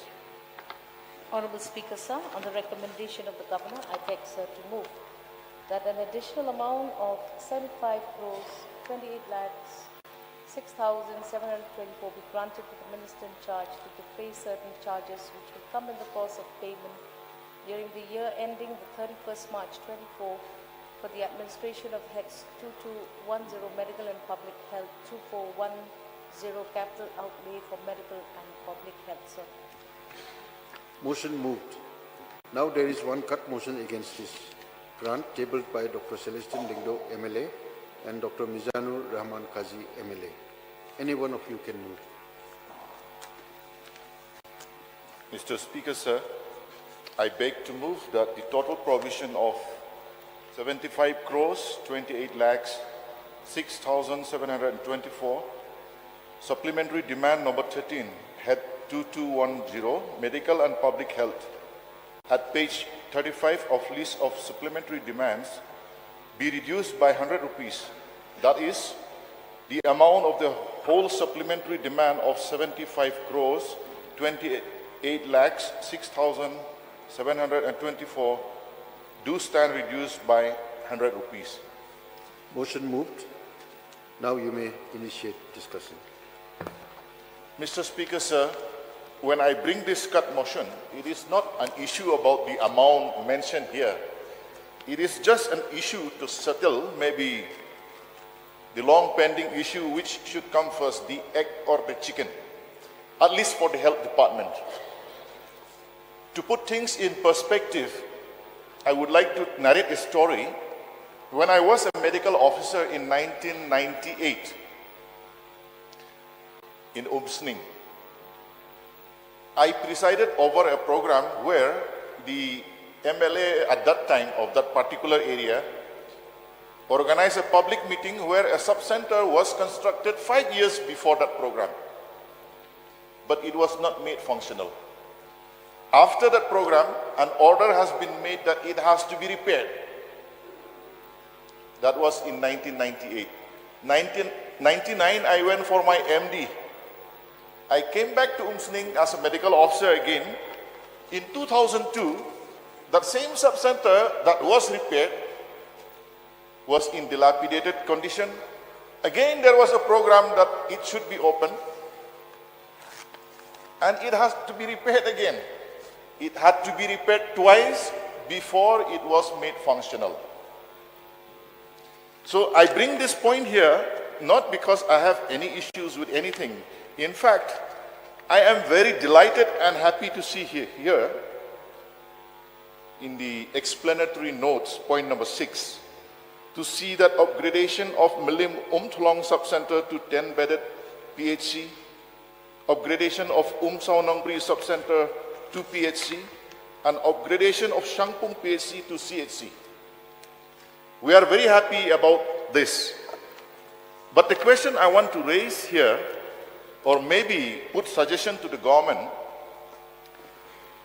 can we simultaneously, if we decide that Sao Nongri PHC should be upgraded to a PHC, can we start appointing doctors to function at this sub-center and start working while simultaneously the work at the PHC infrastructure is being done? Why I say this? There are many instances where medical infrastructure, like a PHC building, has been completed, but 5 years down the line after completion, there is no manpower. In fact, the other day, the Honorable Minister has said, when Honorable MLA from, I forgot the constituency, from Jaintia Hills raised about the possibility of opening a medical college in Jaintia Hills, the answer was a big no because HR issues, human resources. Here, if we change our approach, now in an existing sub-center where a nurse or NM is functioning, if we start appointing doctor, prospecting that it will be upgraded into a PHC, the doctor can start working in that sub-center. I think that will give the sub-center a super structure, super service at the level of sub-center. And meanwhile, while the construction is going on, all the human resources required can be done simultaneously. Why I raise this issue is that another example that I will be giving is the MCH hospital in Parila, where I represent.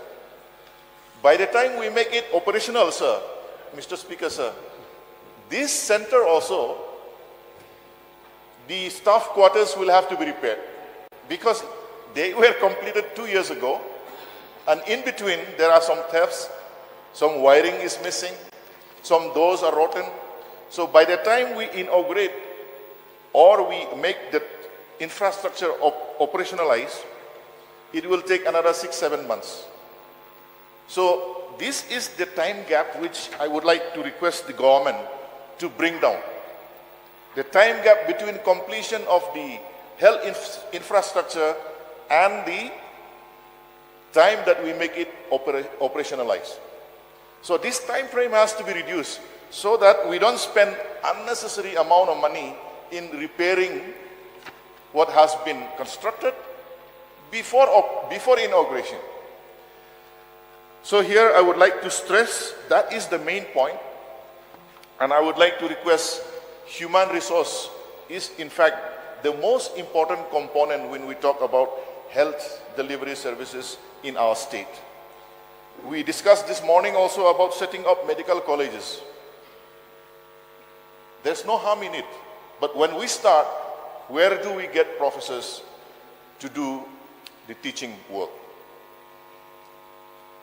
Now we will not go to medical college, we will go just for the basic infrastructure. Please close this gap so that there will be no wastage of public money. And we expect that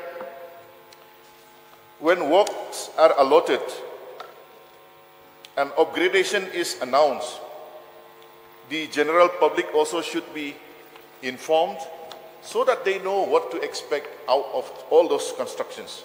These are the few points I want to raise, and I'm sure the Honorable Minister is here. The CM has promised during his reply in the debate on the Governor's address, the MCH hospital in Parila will be functioning soon, maybe, but then there also I hope that issue of human resources will not be a hurdle. Maybe in 4 or 5 months' time, we can solve that issue and make that center functional. These are the few points I would like to raise during this cut motion, sir. Thank you. Any other member to participate? Dr. Mukul Sangma, please.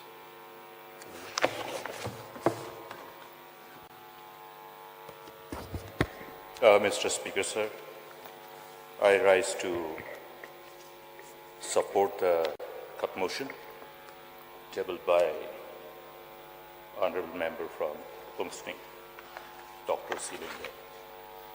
A very important sector, health.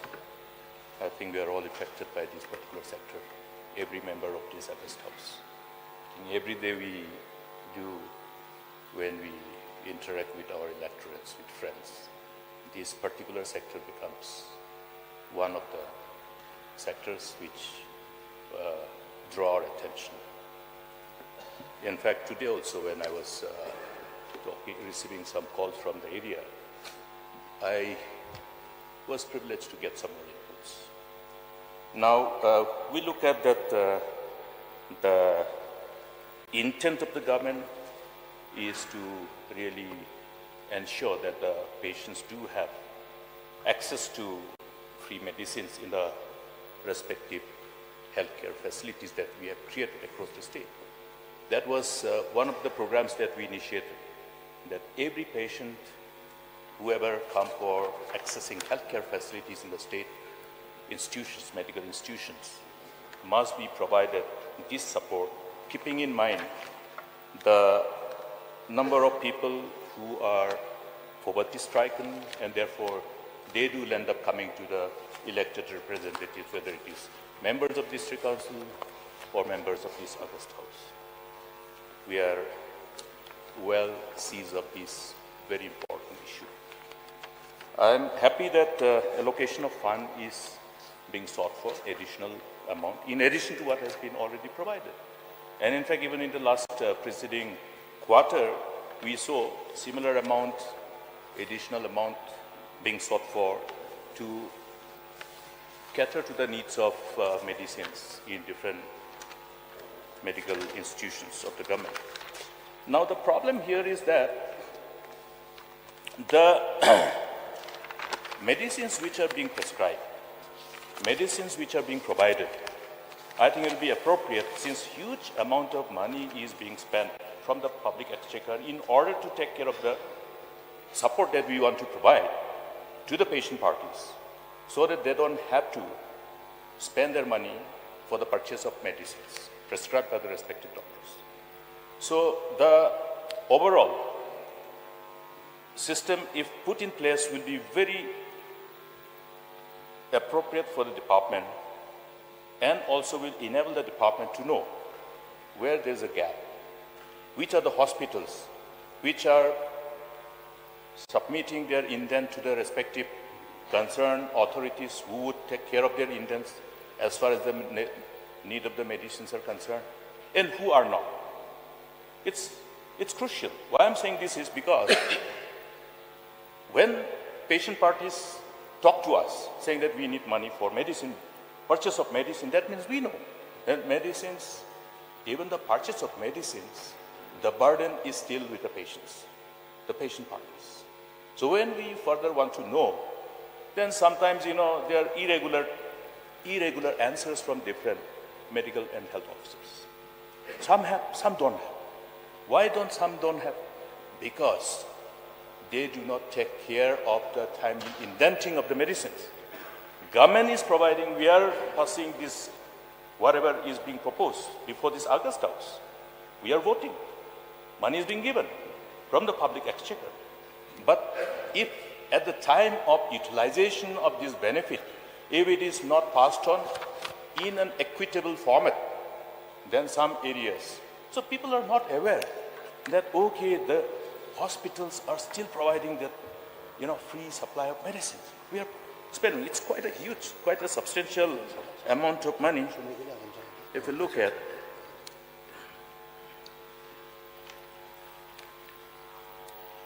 so the issue is to create a system at every district and have a review of the whole inventories and the stock thereof. I think the store management of every hospital is crucial, and this is where I think the government must improve its whole management, store management. It will help us to plug in all the loopholes that still exist in the system. We have been confronted by this problem in the past. We still continue to be confronted by the same problem. That's why I'm bringing this very important observation that I have. And in fact, recently I had a privilege to travel to Resu, the constituency of our Honorable Deputy Speaker himself. So I met some of the patient parties. Wrong PHC. Wrong PHC, when we're talking about MHIs, we're talking about the free medicine, then they confronted me with a question. Sir, is it available? But we don't have even doctors in Wrong. Wrong PHC, medical and health officers posted are not available for the patient parties. They go to Resu, so-called 100-bedded hospital, which is yet to be fully functional, pending the inauguration of the project. I'm made to understand that the Honorable Minister in charge have recently visited that particular headquarters, district headquarters, and also have taken stock of the various medical infrastructure. So these are things. Now, why is it that it is possible for the medical and health officers to remain absent and not to go to the PHCs where they are posted? I'm pained to see. In fact, I used to share this concern with most of my professional friends since I belong to medical profession. See, one message has to be sent to our beloved doctors, which should be loud and clear. Doctors who have been privileged to become medical professionals because of the state quota, because of the seats available. Well, there are some parents who have tried to at least provide this medical education, even though they were not in a position to get the seats out of the state's allotment of quotas for pursuing medical education. But most of us, I'm a doctor today. If there was no such state quota, I would have never become a doctor.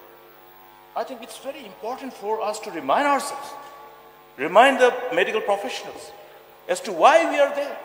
Why are we still supporting? Because we have a problem of providing the access of healthcare to our beloved people. So therefore, Mr. Speaker, sir, I would like to request the Minister in charge of Health, keeping in mind this only one point. Now, if I keep on talking about many PHCs, same thing happens. Same thing. It's not only wrong. It's not only wrong. It happens in Songsak PHC. Songsak PHC, sometimes they decide who should attend, who should not attend. If there are two medical and health officers, what is happening? One doctor will be there, another doctor will have their own holiday. What is this happening? How are we doing justice? Therefore, lest it becomes a normal practice. This abnormal practice is becoming a normal practice. Very dangerous trend. Then another thing, that money which is sought for is to take care of the additional requirement to continue implementation of MHIs. I'm happy that we are still implementing this program. but having been instrumental in authoring this particular very important initiative for the state. The whole concept has been to design an universal health insurance coverage to everyone, everyone. Somebody asked me, why not government employees? Government employees are already covered. Government employees are already covered. They have the medical reimbursement, etc., etc. So everybody is covered.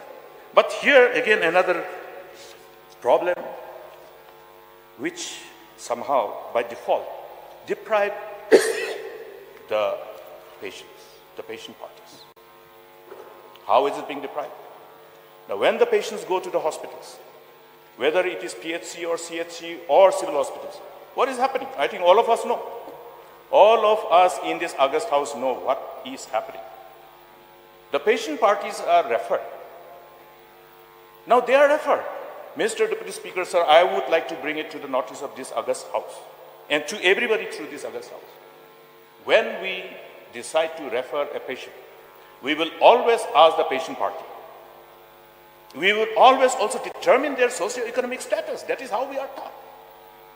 Only after knowing the socio-economic status, then we will be tempted to ask the patient party whether you would like to get your patient referred for further education, further investment and treatment to a private hospital, whether it is Valor or Apollo or wherever.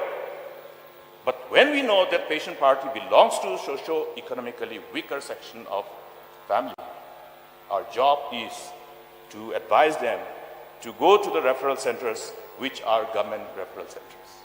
I'm happy to see that there is some initiative that community health centers are actually being supported to provide this support. PHC to CHC, CHC to civil hospitals or district hospitals, then to state hospitals, if any, or otherwise tertiary referral centers are the medical hospitals. Why are not the doctors referring the patients to medical hospitals, to the tertiary hospitals? Today we are fortunate to have more medical colleges. Today some of the medical colleges in Assam are doing brilliant works. So you talk to the professors, HODs, and manage to get the treatment in Guwahati Medical College. Wonderful facility. Kudos to the government. Now here we have Negrims. It is supposed to be a center of excellence. They have a counter for MHIs. But the problem is what? When the patients come, patients from the villages, I make it a point to always advise my patient parties to always come to government referral centers, including Negrims. Now, after seeing the patient, they will say, come after 2 weeks for ultrasound, come after 2 weeks for CT scan. What is this? Will they go and come back? This needs to be corrected. Now, I try to find out from the Negrims as to what is the actual problem. There is a problem. But I think government should put their foot down in preventing the exodus of the doctors, exodus of the HODs. This is happening.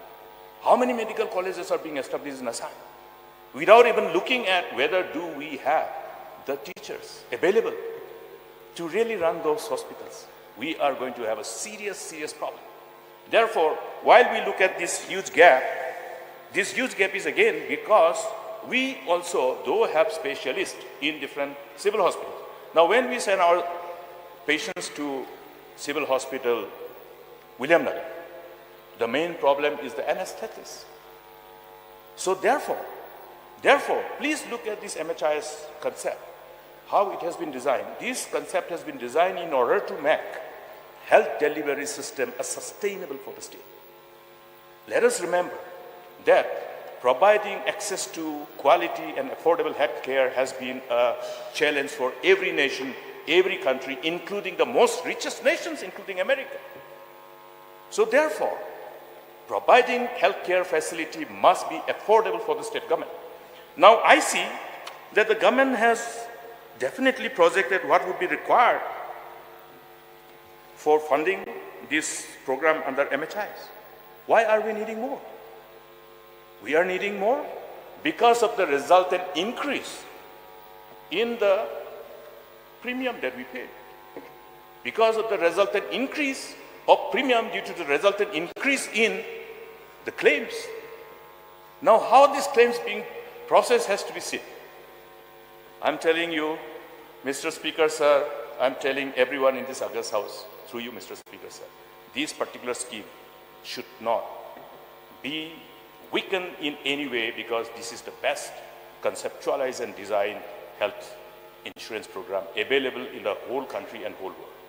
Because the money, if suppose a patient has been referred and has been treated in, I was very happy to see how this MHIS fund was utilized by the civil hospital, Vinyamlaga. They showed me, sir, this is the bed we have bought. This is this infrastructure we have created out of the fund of MHIS. So how do the MHIS fund ultimately become accessible for the health management, hospital management committees? Because it has been designed in such a way. One particular percentage goes for the hospital management to take care of their requirement in respect of infrastructure, etc., etc. One portion goes also to incentivize the manpower, the doctors, the nurses, the paramedics. So it has been designed. That means every patient that they treat and treat under the coverage of MHIs, that is going to generate certain amount of revenue to the hospital.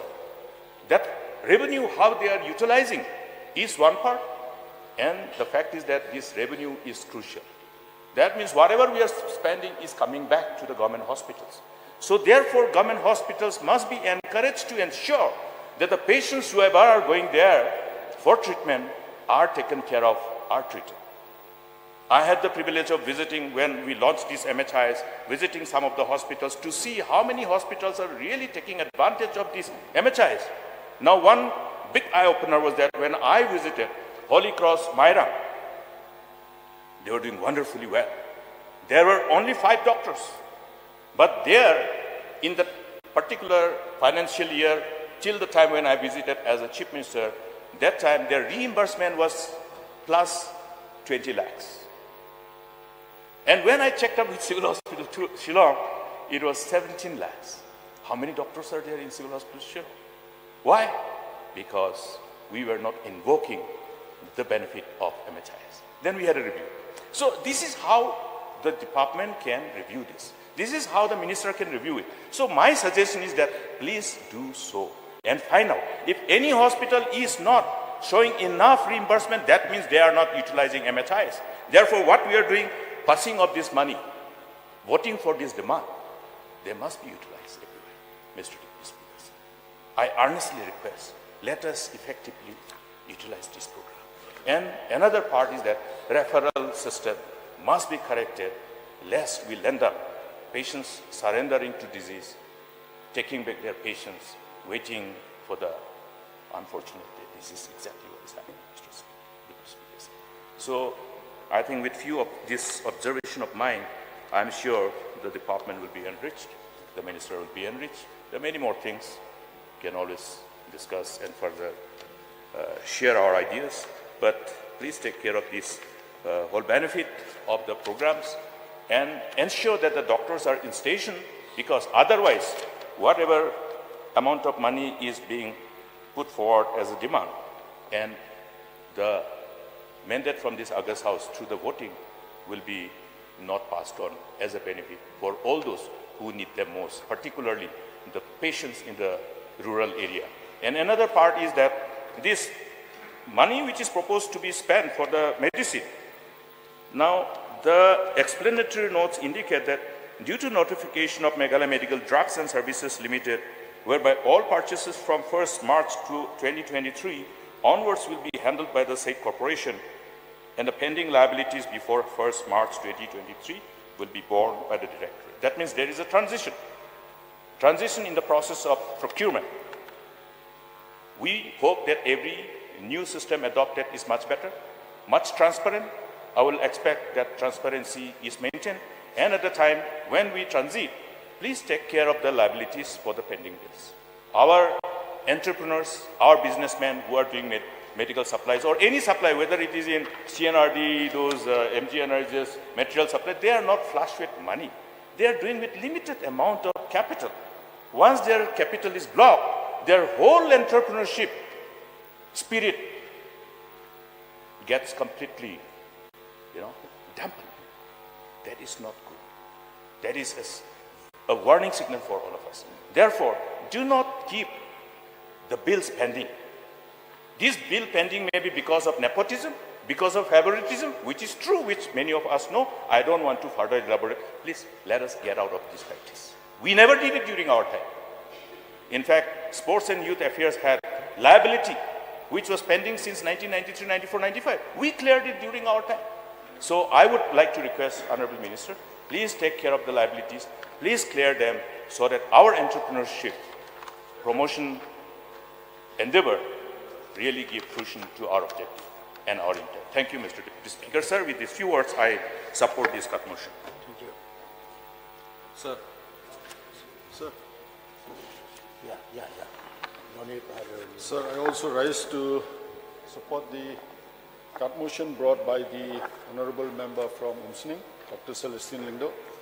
So just a few suggestions, rather observations to the Honourable Minister.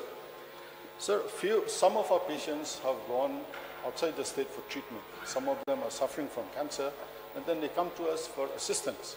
In fact, since the Sinadi Minister is here now, I had submitted a proposal, a certain amount to be allocated to help financial assistance to the patients. But the DC wrote to me that it is not under the SRWP guideline. Fine, okay.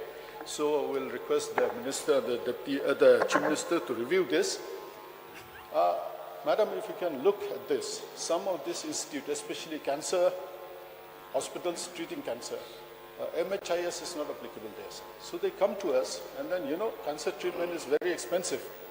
So some of these hospitals, if they can be empaneled, that will, help them, get the treatment without imposing financial burden on the families. Another point, sir, which is, it so happened my daughter is a doctor in PHC, and she told me there is no heating system in the labor room. And you can imagine, madam, you're a mother yourself. In winter, when there is no heating system, I think that puts a lot of, inconvenience or rather uncomfort to the mother who are delivering babies. And then another point is, like the Honourable Member from Songsak has just said, former Deputy Chief Minister, that sometimes puts a lot of pressure. For example, now a PHC that has only 2 doctors. If one of the doctors is on leave, so the burden is on, the doctor all alone. So if, for example, a doctor avails leave, I think, it can be deployed so that another doctor is sent there so that to provide healthcare to the patients. These are some of the observations I would like to suggest, so that, we ensure that people who, because people who go to the government healthcare centers are mostly people who come from the poor family background. And if they don't avail the treatment there, then it puts a lot of pressure on them to go to private hospitals, which are very expensive. Another point I'd like to point out, we have had patients, from our constituencies who come to us, Mr. Speaker, sir, saying that when they go to civil hospital, for a simple X-ray, they are sent to private hospitals. So ensure that, these facilities, basic amenities are available at our government hospitals so that our poor patients who go to the civil hospitals, to the government hospitals, are given the health care that they require. These are some of the suggestions that I have to put to the Honourable Minister to ensure that we provide health care to our people in the government hospitals. Thank you, sir. No more members? May I know the mind of the mover as to whether he will withdraw the cut motion? Sorry. I'm sorry. I'm sorry. The Minister is yet to reply, please. I'm sorry. Honourable Speaker, sir.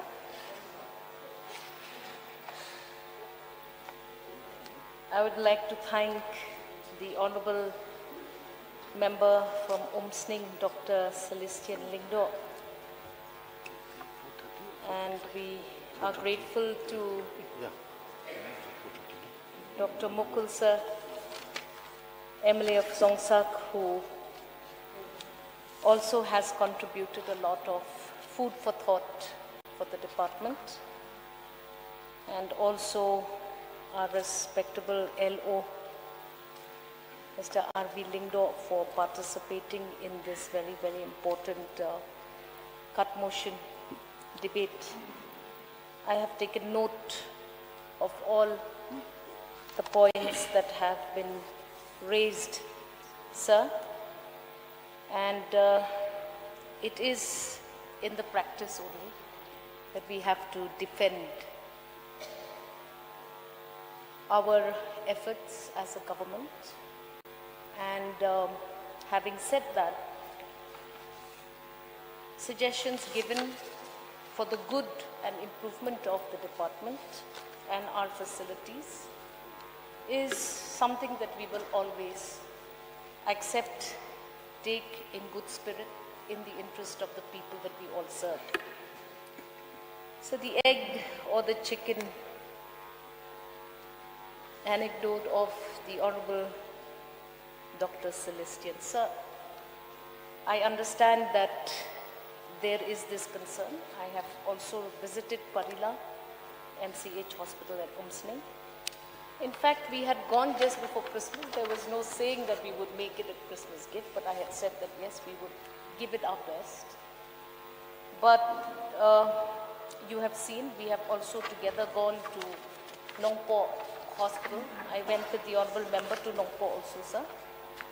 And it is very clear that this distant location of the MCH from the civil hospital is going to be a big cause of concern. Because the moment we take these doctors from this facility and take them to that facility, there's going to be a problem with management of then the civil hospital Nongpo. And I want to assure the Honorable Member from Umsning that, sir, I have taken this up. Minister, please. It is already past 4:30 p.m., but I will allow the Minister to complete her reply and bulletin the other demands. Please Thank continue. you, Speaker, sir. And the proposal for HR at Parila is now already processed, and as Honorable Chief Minister himself has committed on the floor of this House, we are committed to ensuring that Parila gets operational at the earliest. Sir, you have also said at that time that there were other problems. You have a power problem, connection of power. There was a damage of the transformer. So all of that has been done. I think you're also aware. You have said that we need to improve on that connection of road stretch. That also we have done, sir. And you have also enlightened me that there has been theft in the quarters. And it is also something that we as a government now are already focusing on. Honorable Chief Minister has made it very clear that the investments henceforth into any of the institutions that we institute should have an entire package approach and should not have this disjointed approach, which is the cause for all of this delay in the operations of all of those beautiful buildings that I saw as I traveled the length and breadth of the state. So there is a chokidar, he's a caretaker, of course, a temporary caretaker. I remember I met him, he said that it is very fearful for him to stay there alone. We've understood that. But sir, you kindly take it from me now that we are committed on operationalizing the Parila MCH at Umsning, sir. Very grateful to Dr. Mukul Sangma, Honorable Member from MLA from Songsak. Sir, it is true, some of the observations that you have made are going to be a big inspiration to all of us. I know that there is, obviously, even you have understood and you have observed that there is a marked improvement in our systems. And so you had mentioned that Rongram PHC, there is no doctor, but sir, it's not true, there is a doctor. And in fact, we've had several cases of newborn deliveries in the health facility just very recently. And so yes, I'm happy that you have also seen how the MHIS funds and the savings of institutions have further assisted our doctors to ensure that they utilize those funds correctively and build on the institution with that interest. So we also have observed that this is a fact and that we are doing much better. So you have also said that usually these institutions, the Rongram institution is not doing well. So we also have 3 staff nurses, we also have a pharmacist and other staff also, sir. And I will definitely get back with the officials to find out why your observation is such. But I can assure you that we will be on the job. And we also, sir, as you yourself have understood the system, we have institutioned a new dispensation for procurement of drugs. These drugs are being made available to all our institutions through a dashboard. At the press of a button, sir, you can actually see the indent made from all the facilities around. And I have myself just recently traveled to some of the institutions on surprise visits, and I've asked whether they have these medicines on the essential drugs. So we are updating our essential drugs periodically, sir, because we would like to make sure that essential medicines are going to be made available for our citizens. So, sir, we are with you when you say that we need to request our doctors to start performing to the best that they can. And I'm so happy that you, such a senior physician and also a legislator in this state, sees the need to send a SOS call to doctors, requesting them to please attend to the patients that throng to their health facilities. Our OPDs across the board, sir, are improving. Our IPDs are substantially also increasing. In fact, some of the interventions that the department, through the intervention of Honorable CM, has initiated, all of that is working very well. We also have the drone facility, sir, where we deliver medicines to out-of-reach locations. We have done that as well, sir. Sir, we have also instituted a systematic redressal of waste of medicines to ensure that the state does not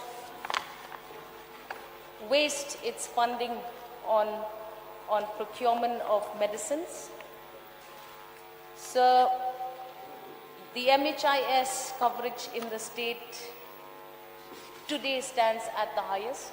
We are coverage at 73%.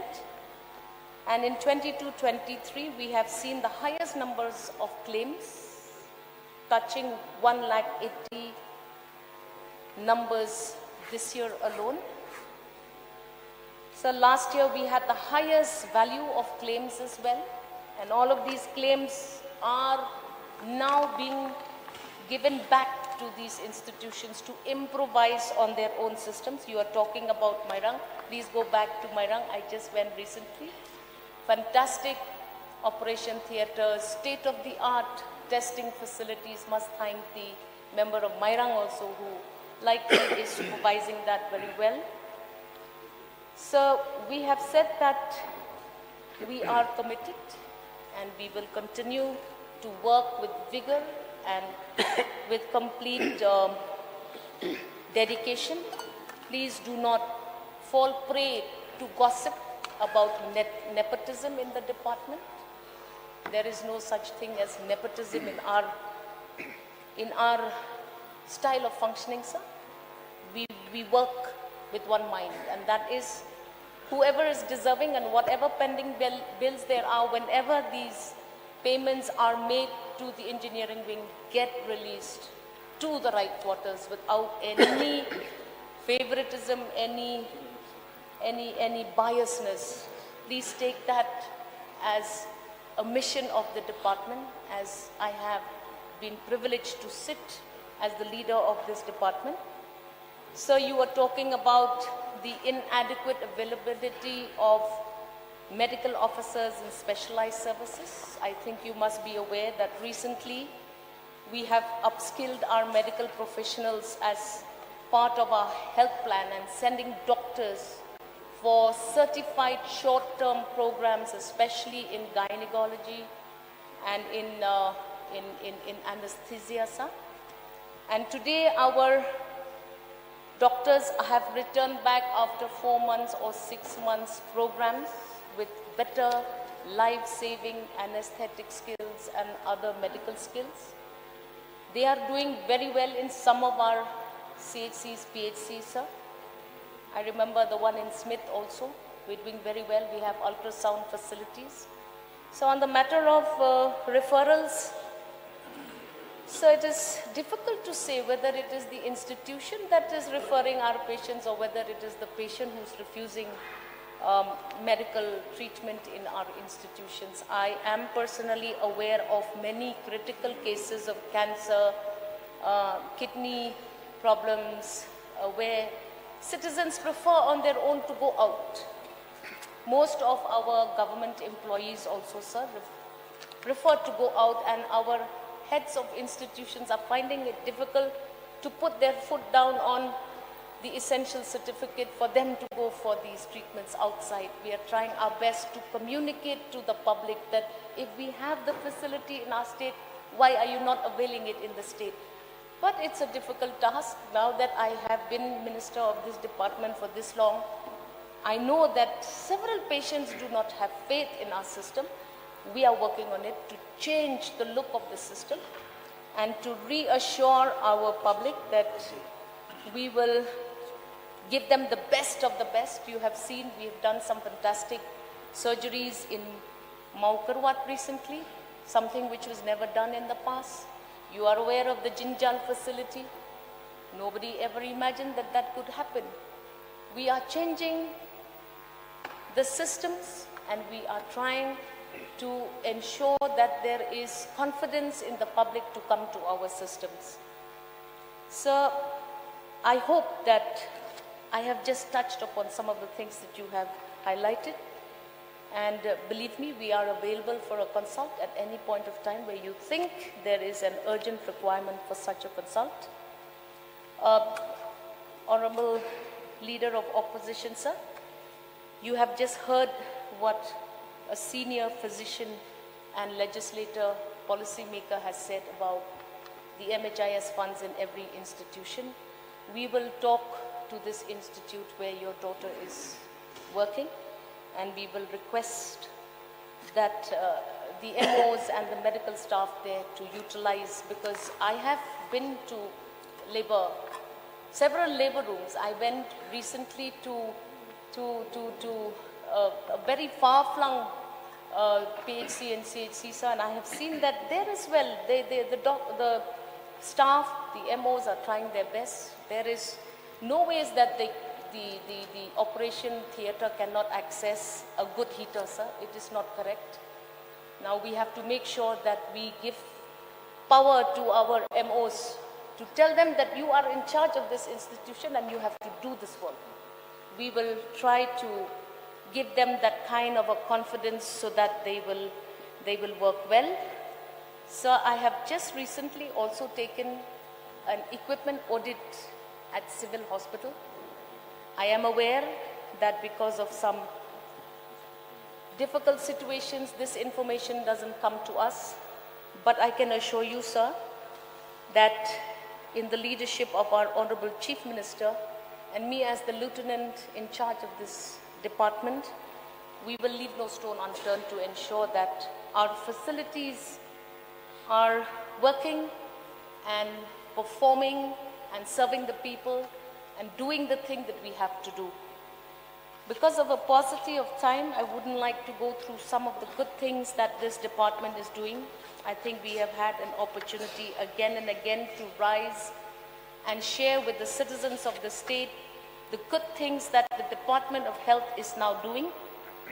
I will leave it for another opportunity, and I will seek, sir, that the mover of this cut motion should feel it necessary with the requirement of these funds that you will withdraw the cut motion that you have placed before the August House this evening.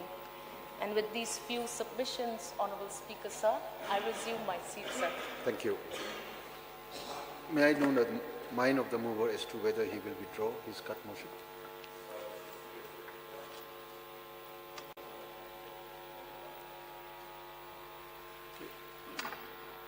Just you want clarification? Because I would like to thank the Honourable Minister for a sincere attempt for the comprehensive reply to the points raised. In respect of wrong, I am aware that the doctor is posted, but the people do not know the existence of the doctor. That means Isharai Kafi hai. You know, then also with other cases. That is one. And pertaining to referral, the problem of effectively utilizing the facilities, I think negrims must be taken up in the right earnest so that we benefit out of it. There's a huge exodus of doctors from here. Therefore, diluting their capacity. That's the only point which I wanted to raise further. Kindly take note of it and take measures. Honorable Speaker, sir, I would like to appraise our Honorable MLA, Dr. Mukul Sangma, sir. Today, in fact, I left the House to go and sit with the Honorable Minister of State who was in the state in a certain function, and I have taken up this matter with her. And last time as well, she came and she did take some action. So, sir, I want to assure you that Honorable Chief Minister is well versed of this fact and he is in constant touch with Negram's institution. Sure. The mover has, what is your mind, please? Mr. Speaker, sir, after hearing the exhaustive explanation and a sincere initiative that the Minister will take care of our concerns, I will withdraw my cut motion. Since the mover has withdrawn his cut motion, now let me put the question before the House. The question is that grant number 13 be passed.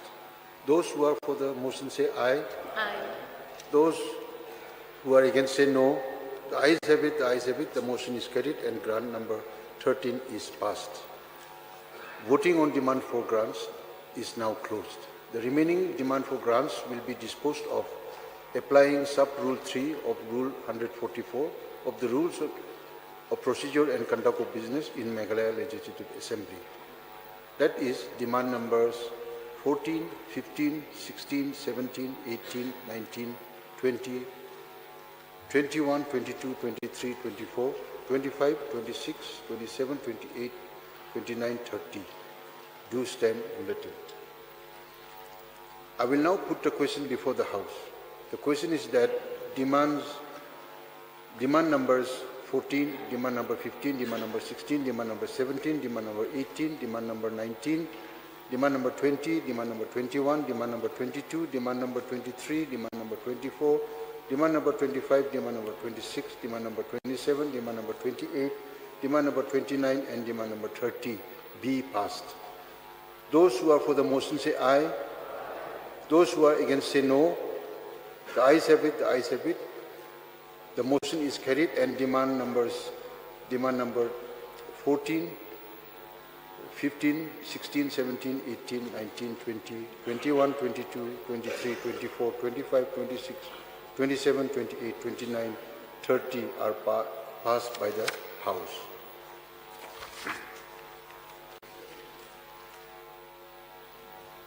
For the list of supplementary demands for grants and supplementary appropriations, revised estimates for 2023-24, voting on demands for grants is also now closed. The remaining demands for grants will be disposed of by applying sub-rule 3 of Rule 144 of the Rules of Procedure and Conduct of Business in the Meghalaya Legislative Assembly. That is demand number 1, demand number 2, demand number 3, demand number 4, demand number 5, demand number 6, demand number 7, demand number 8, demand number 9, demand number 10, demand number 11, demand number 12 do stand guillotined. I will now put the question before the House. The question is that demand numbers 1, 2, 3, 4, 5, 6, 7, 8, 9, 10, 11, 12 be passed. Those who are for the motion say aye. Those who are against say no. The ayes have it, the ayes have it. The motion is carried and demand numbers 1, 2, 3, 4, 5, 6, 7, 8, 9, 10, 11, 12 are passed by the House.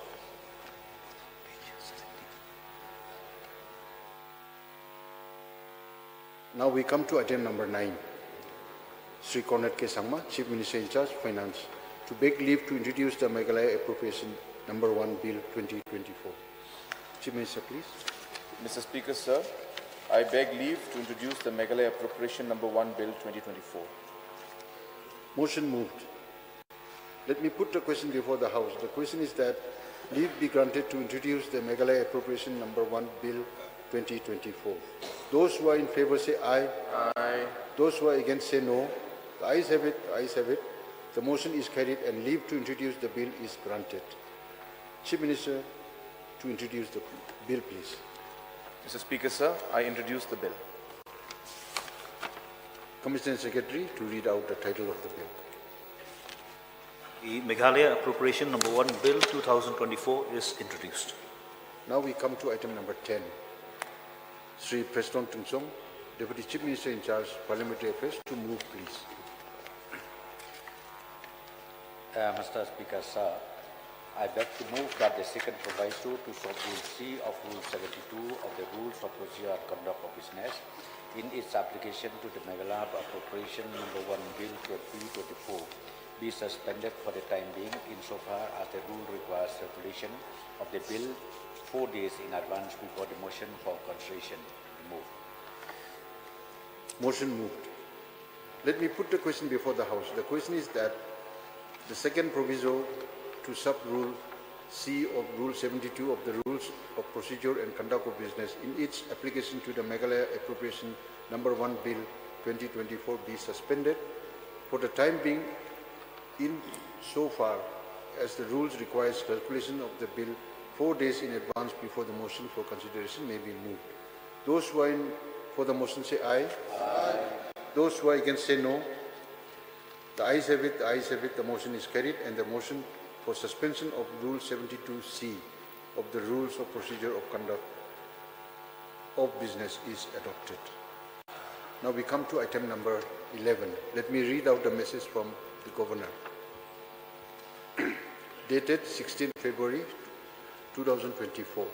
Order in exercise of the powers conferred by Clause 3 of the Article 207 of the Constitution of India, I, Sri Pagu Chauhan, Governor of Meghalaya, do hereby recommend to the Meghalaya Legislative Assembly the consideration and passing of the Meghalaya Appropriation number 1 Bill 2024. Signed, Pagu Chauhan. Sri Conrad K. Sangma, Chief Minister in charge, Finance, to move that the Meghalaya Appropriation number 1 Bill 2024 be taken into consideration. Chief Minister, please. Mr. Speaker, sir, I beg to move that the Meghalaya Appropriation number 1 Bill 2024 be taken into consideration. Motion moved. I will now put a question before the House. The question is that the bill be taken into consideration. Those who are in favor say aye. Aye. Those who are against say no. The ayes have it, the ayes have it. And the motion is for consideration is adopted. Now we come to item number 12. Sri Conrad Sangma, Chief Minister in charge Finance, to move that the Meghalaya Appropriation number 1 Bill 2024 be passed. Mr. Speaker, sir, I beg to move that the Meghalaya Appropriation number 1 Bill 2024 be passed. Motion moved. Now let me put a question before the House. The question is that the Meghalaya Appropriation Number 1 Bill 2024 be passed. Those who are for the motion say aye. Aye. Those who are against say no. The ayes have it. The ayes have it. The motion is carried and the Meghalaya Appropriation Number 1 Bill 2024 is passed. Now we come to item number 13. Let me read out a message from the Governor. Dated 16 February 2024, order. In exercise of the powers conferred by Clause 1 of Article 207 of the Constitution of India, I, Sri Phagu Chauhan, Governor of Meghalaya, hereby recommend to the Meghalaya Legislative Assembly the introduction of the Meghalaya Appropriation Number 3, Bill 2024, signed Phagu Chauhan. Sri Conrad K. Sangma, Chief Minister in charge, Finance, to beg leave to introduce the Meghalaya Appropriation Number 3, Bill 2024. Chief Minister, please. Mr. Speaker, sir, I beg leave to introduce the Meghalaya Appropriation Number 3 Bill 2024. Motion moved. Let me put the question before the House. The question is that the leave be granted to introduce the Meghalaya Appropriation Number 3 Bill 2024. Those who are in favor say aye. Aye. Those who are against say no. The ayes have it. The ayes have it. The motion is carried and leave to introduce the bill is granted. Chief Minister, to introduce the bill, please. Mr. Speaker, sir, I introduce the bill. Commissioner Secretary to read out the title of the bill. The Meghalaya Appropriation Number 3 Bill 2024 is introduced. Now we come to item number 14. Sri Preston Tinsong, Deputy Chief Minister in charge Parliamentary Affairs, to move. Please. Mr. Speaker, sir, I beg to move that the second proviso to sub-rule C of Rule 72 of the Rules of Procedure and Conduct of Business in its application to the Meghalaya Appropriation Number 3 Bill 2024 be suspended for the time being insofar as the rule requires circulation of the bill 4 days in advance before the motion for consideration may be moved. Motion moved. Let me put the question before the House.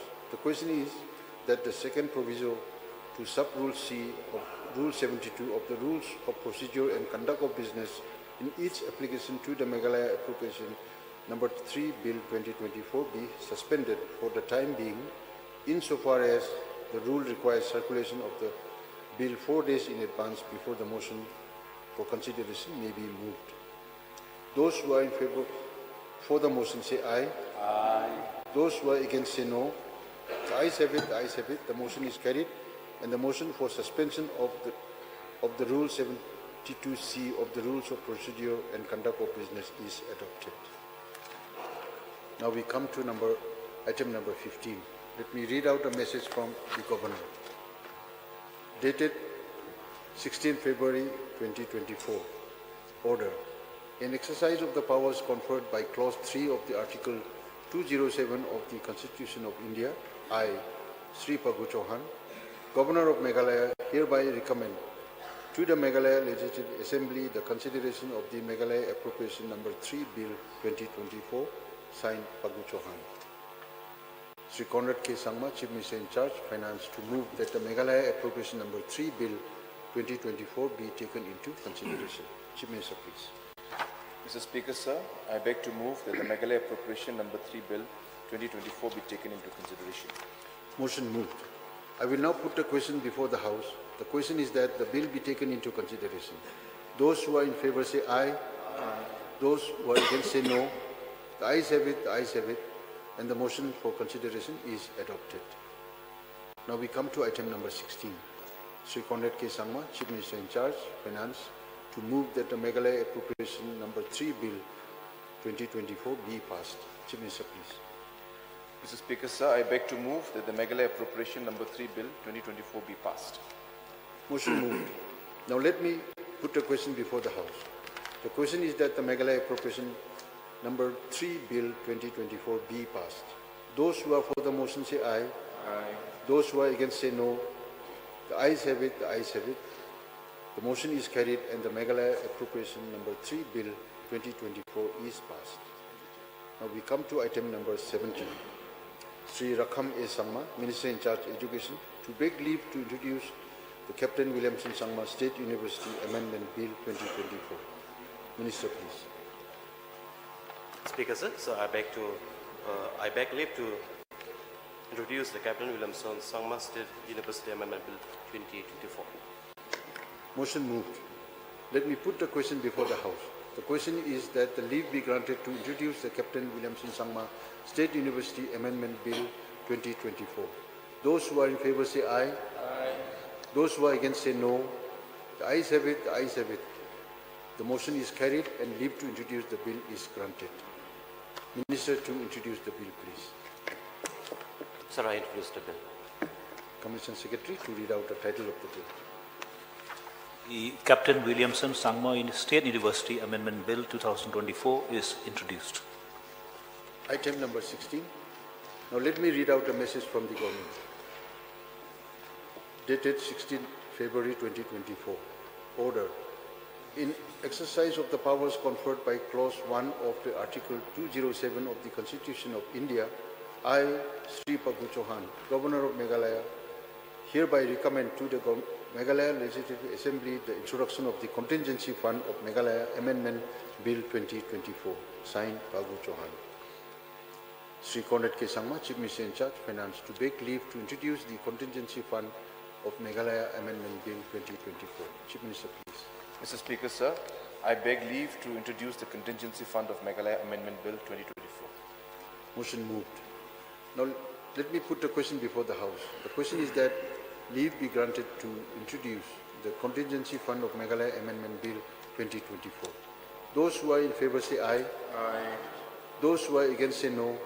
The ayes have it, the ayes have it. The motion is carried and leave to introduce the bill is granted. Chief Minister to introduce the bill, please. Mr. Speaker, sir, I introduce the bill. Commission Secretary to read out the title of the bill. The Contingency Fund of Meghalaya Amendment Bill 2024 is introduced. We come to item number 19. Sri Preston Tungsom, Deputy Chief Minister in charge, Public Works, Roads, to lay the 44th Annual Report of the Meghalaya Government Construction Corporation Limited for the year 2021-2022.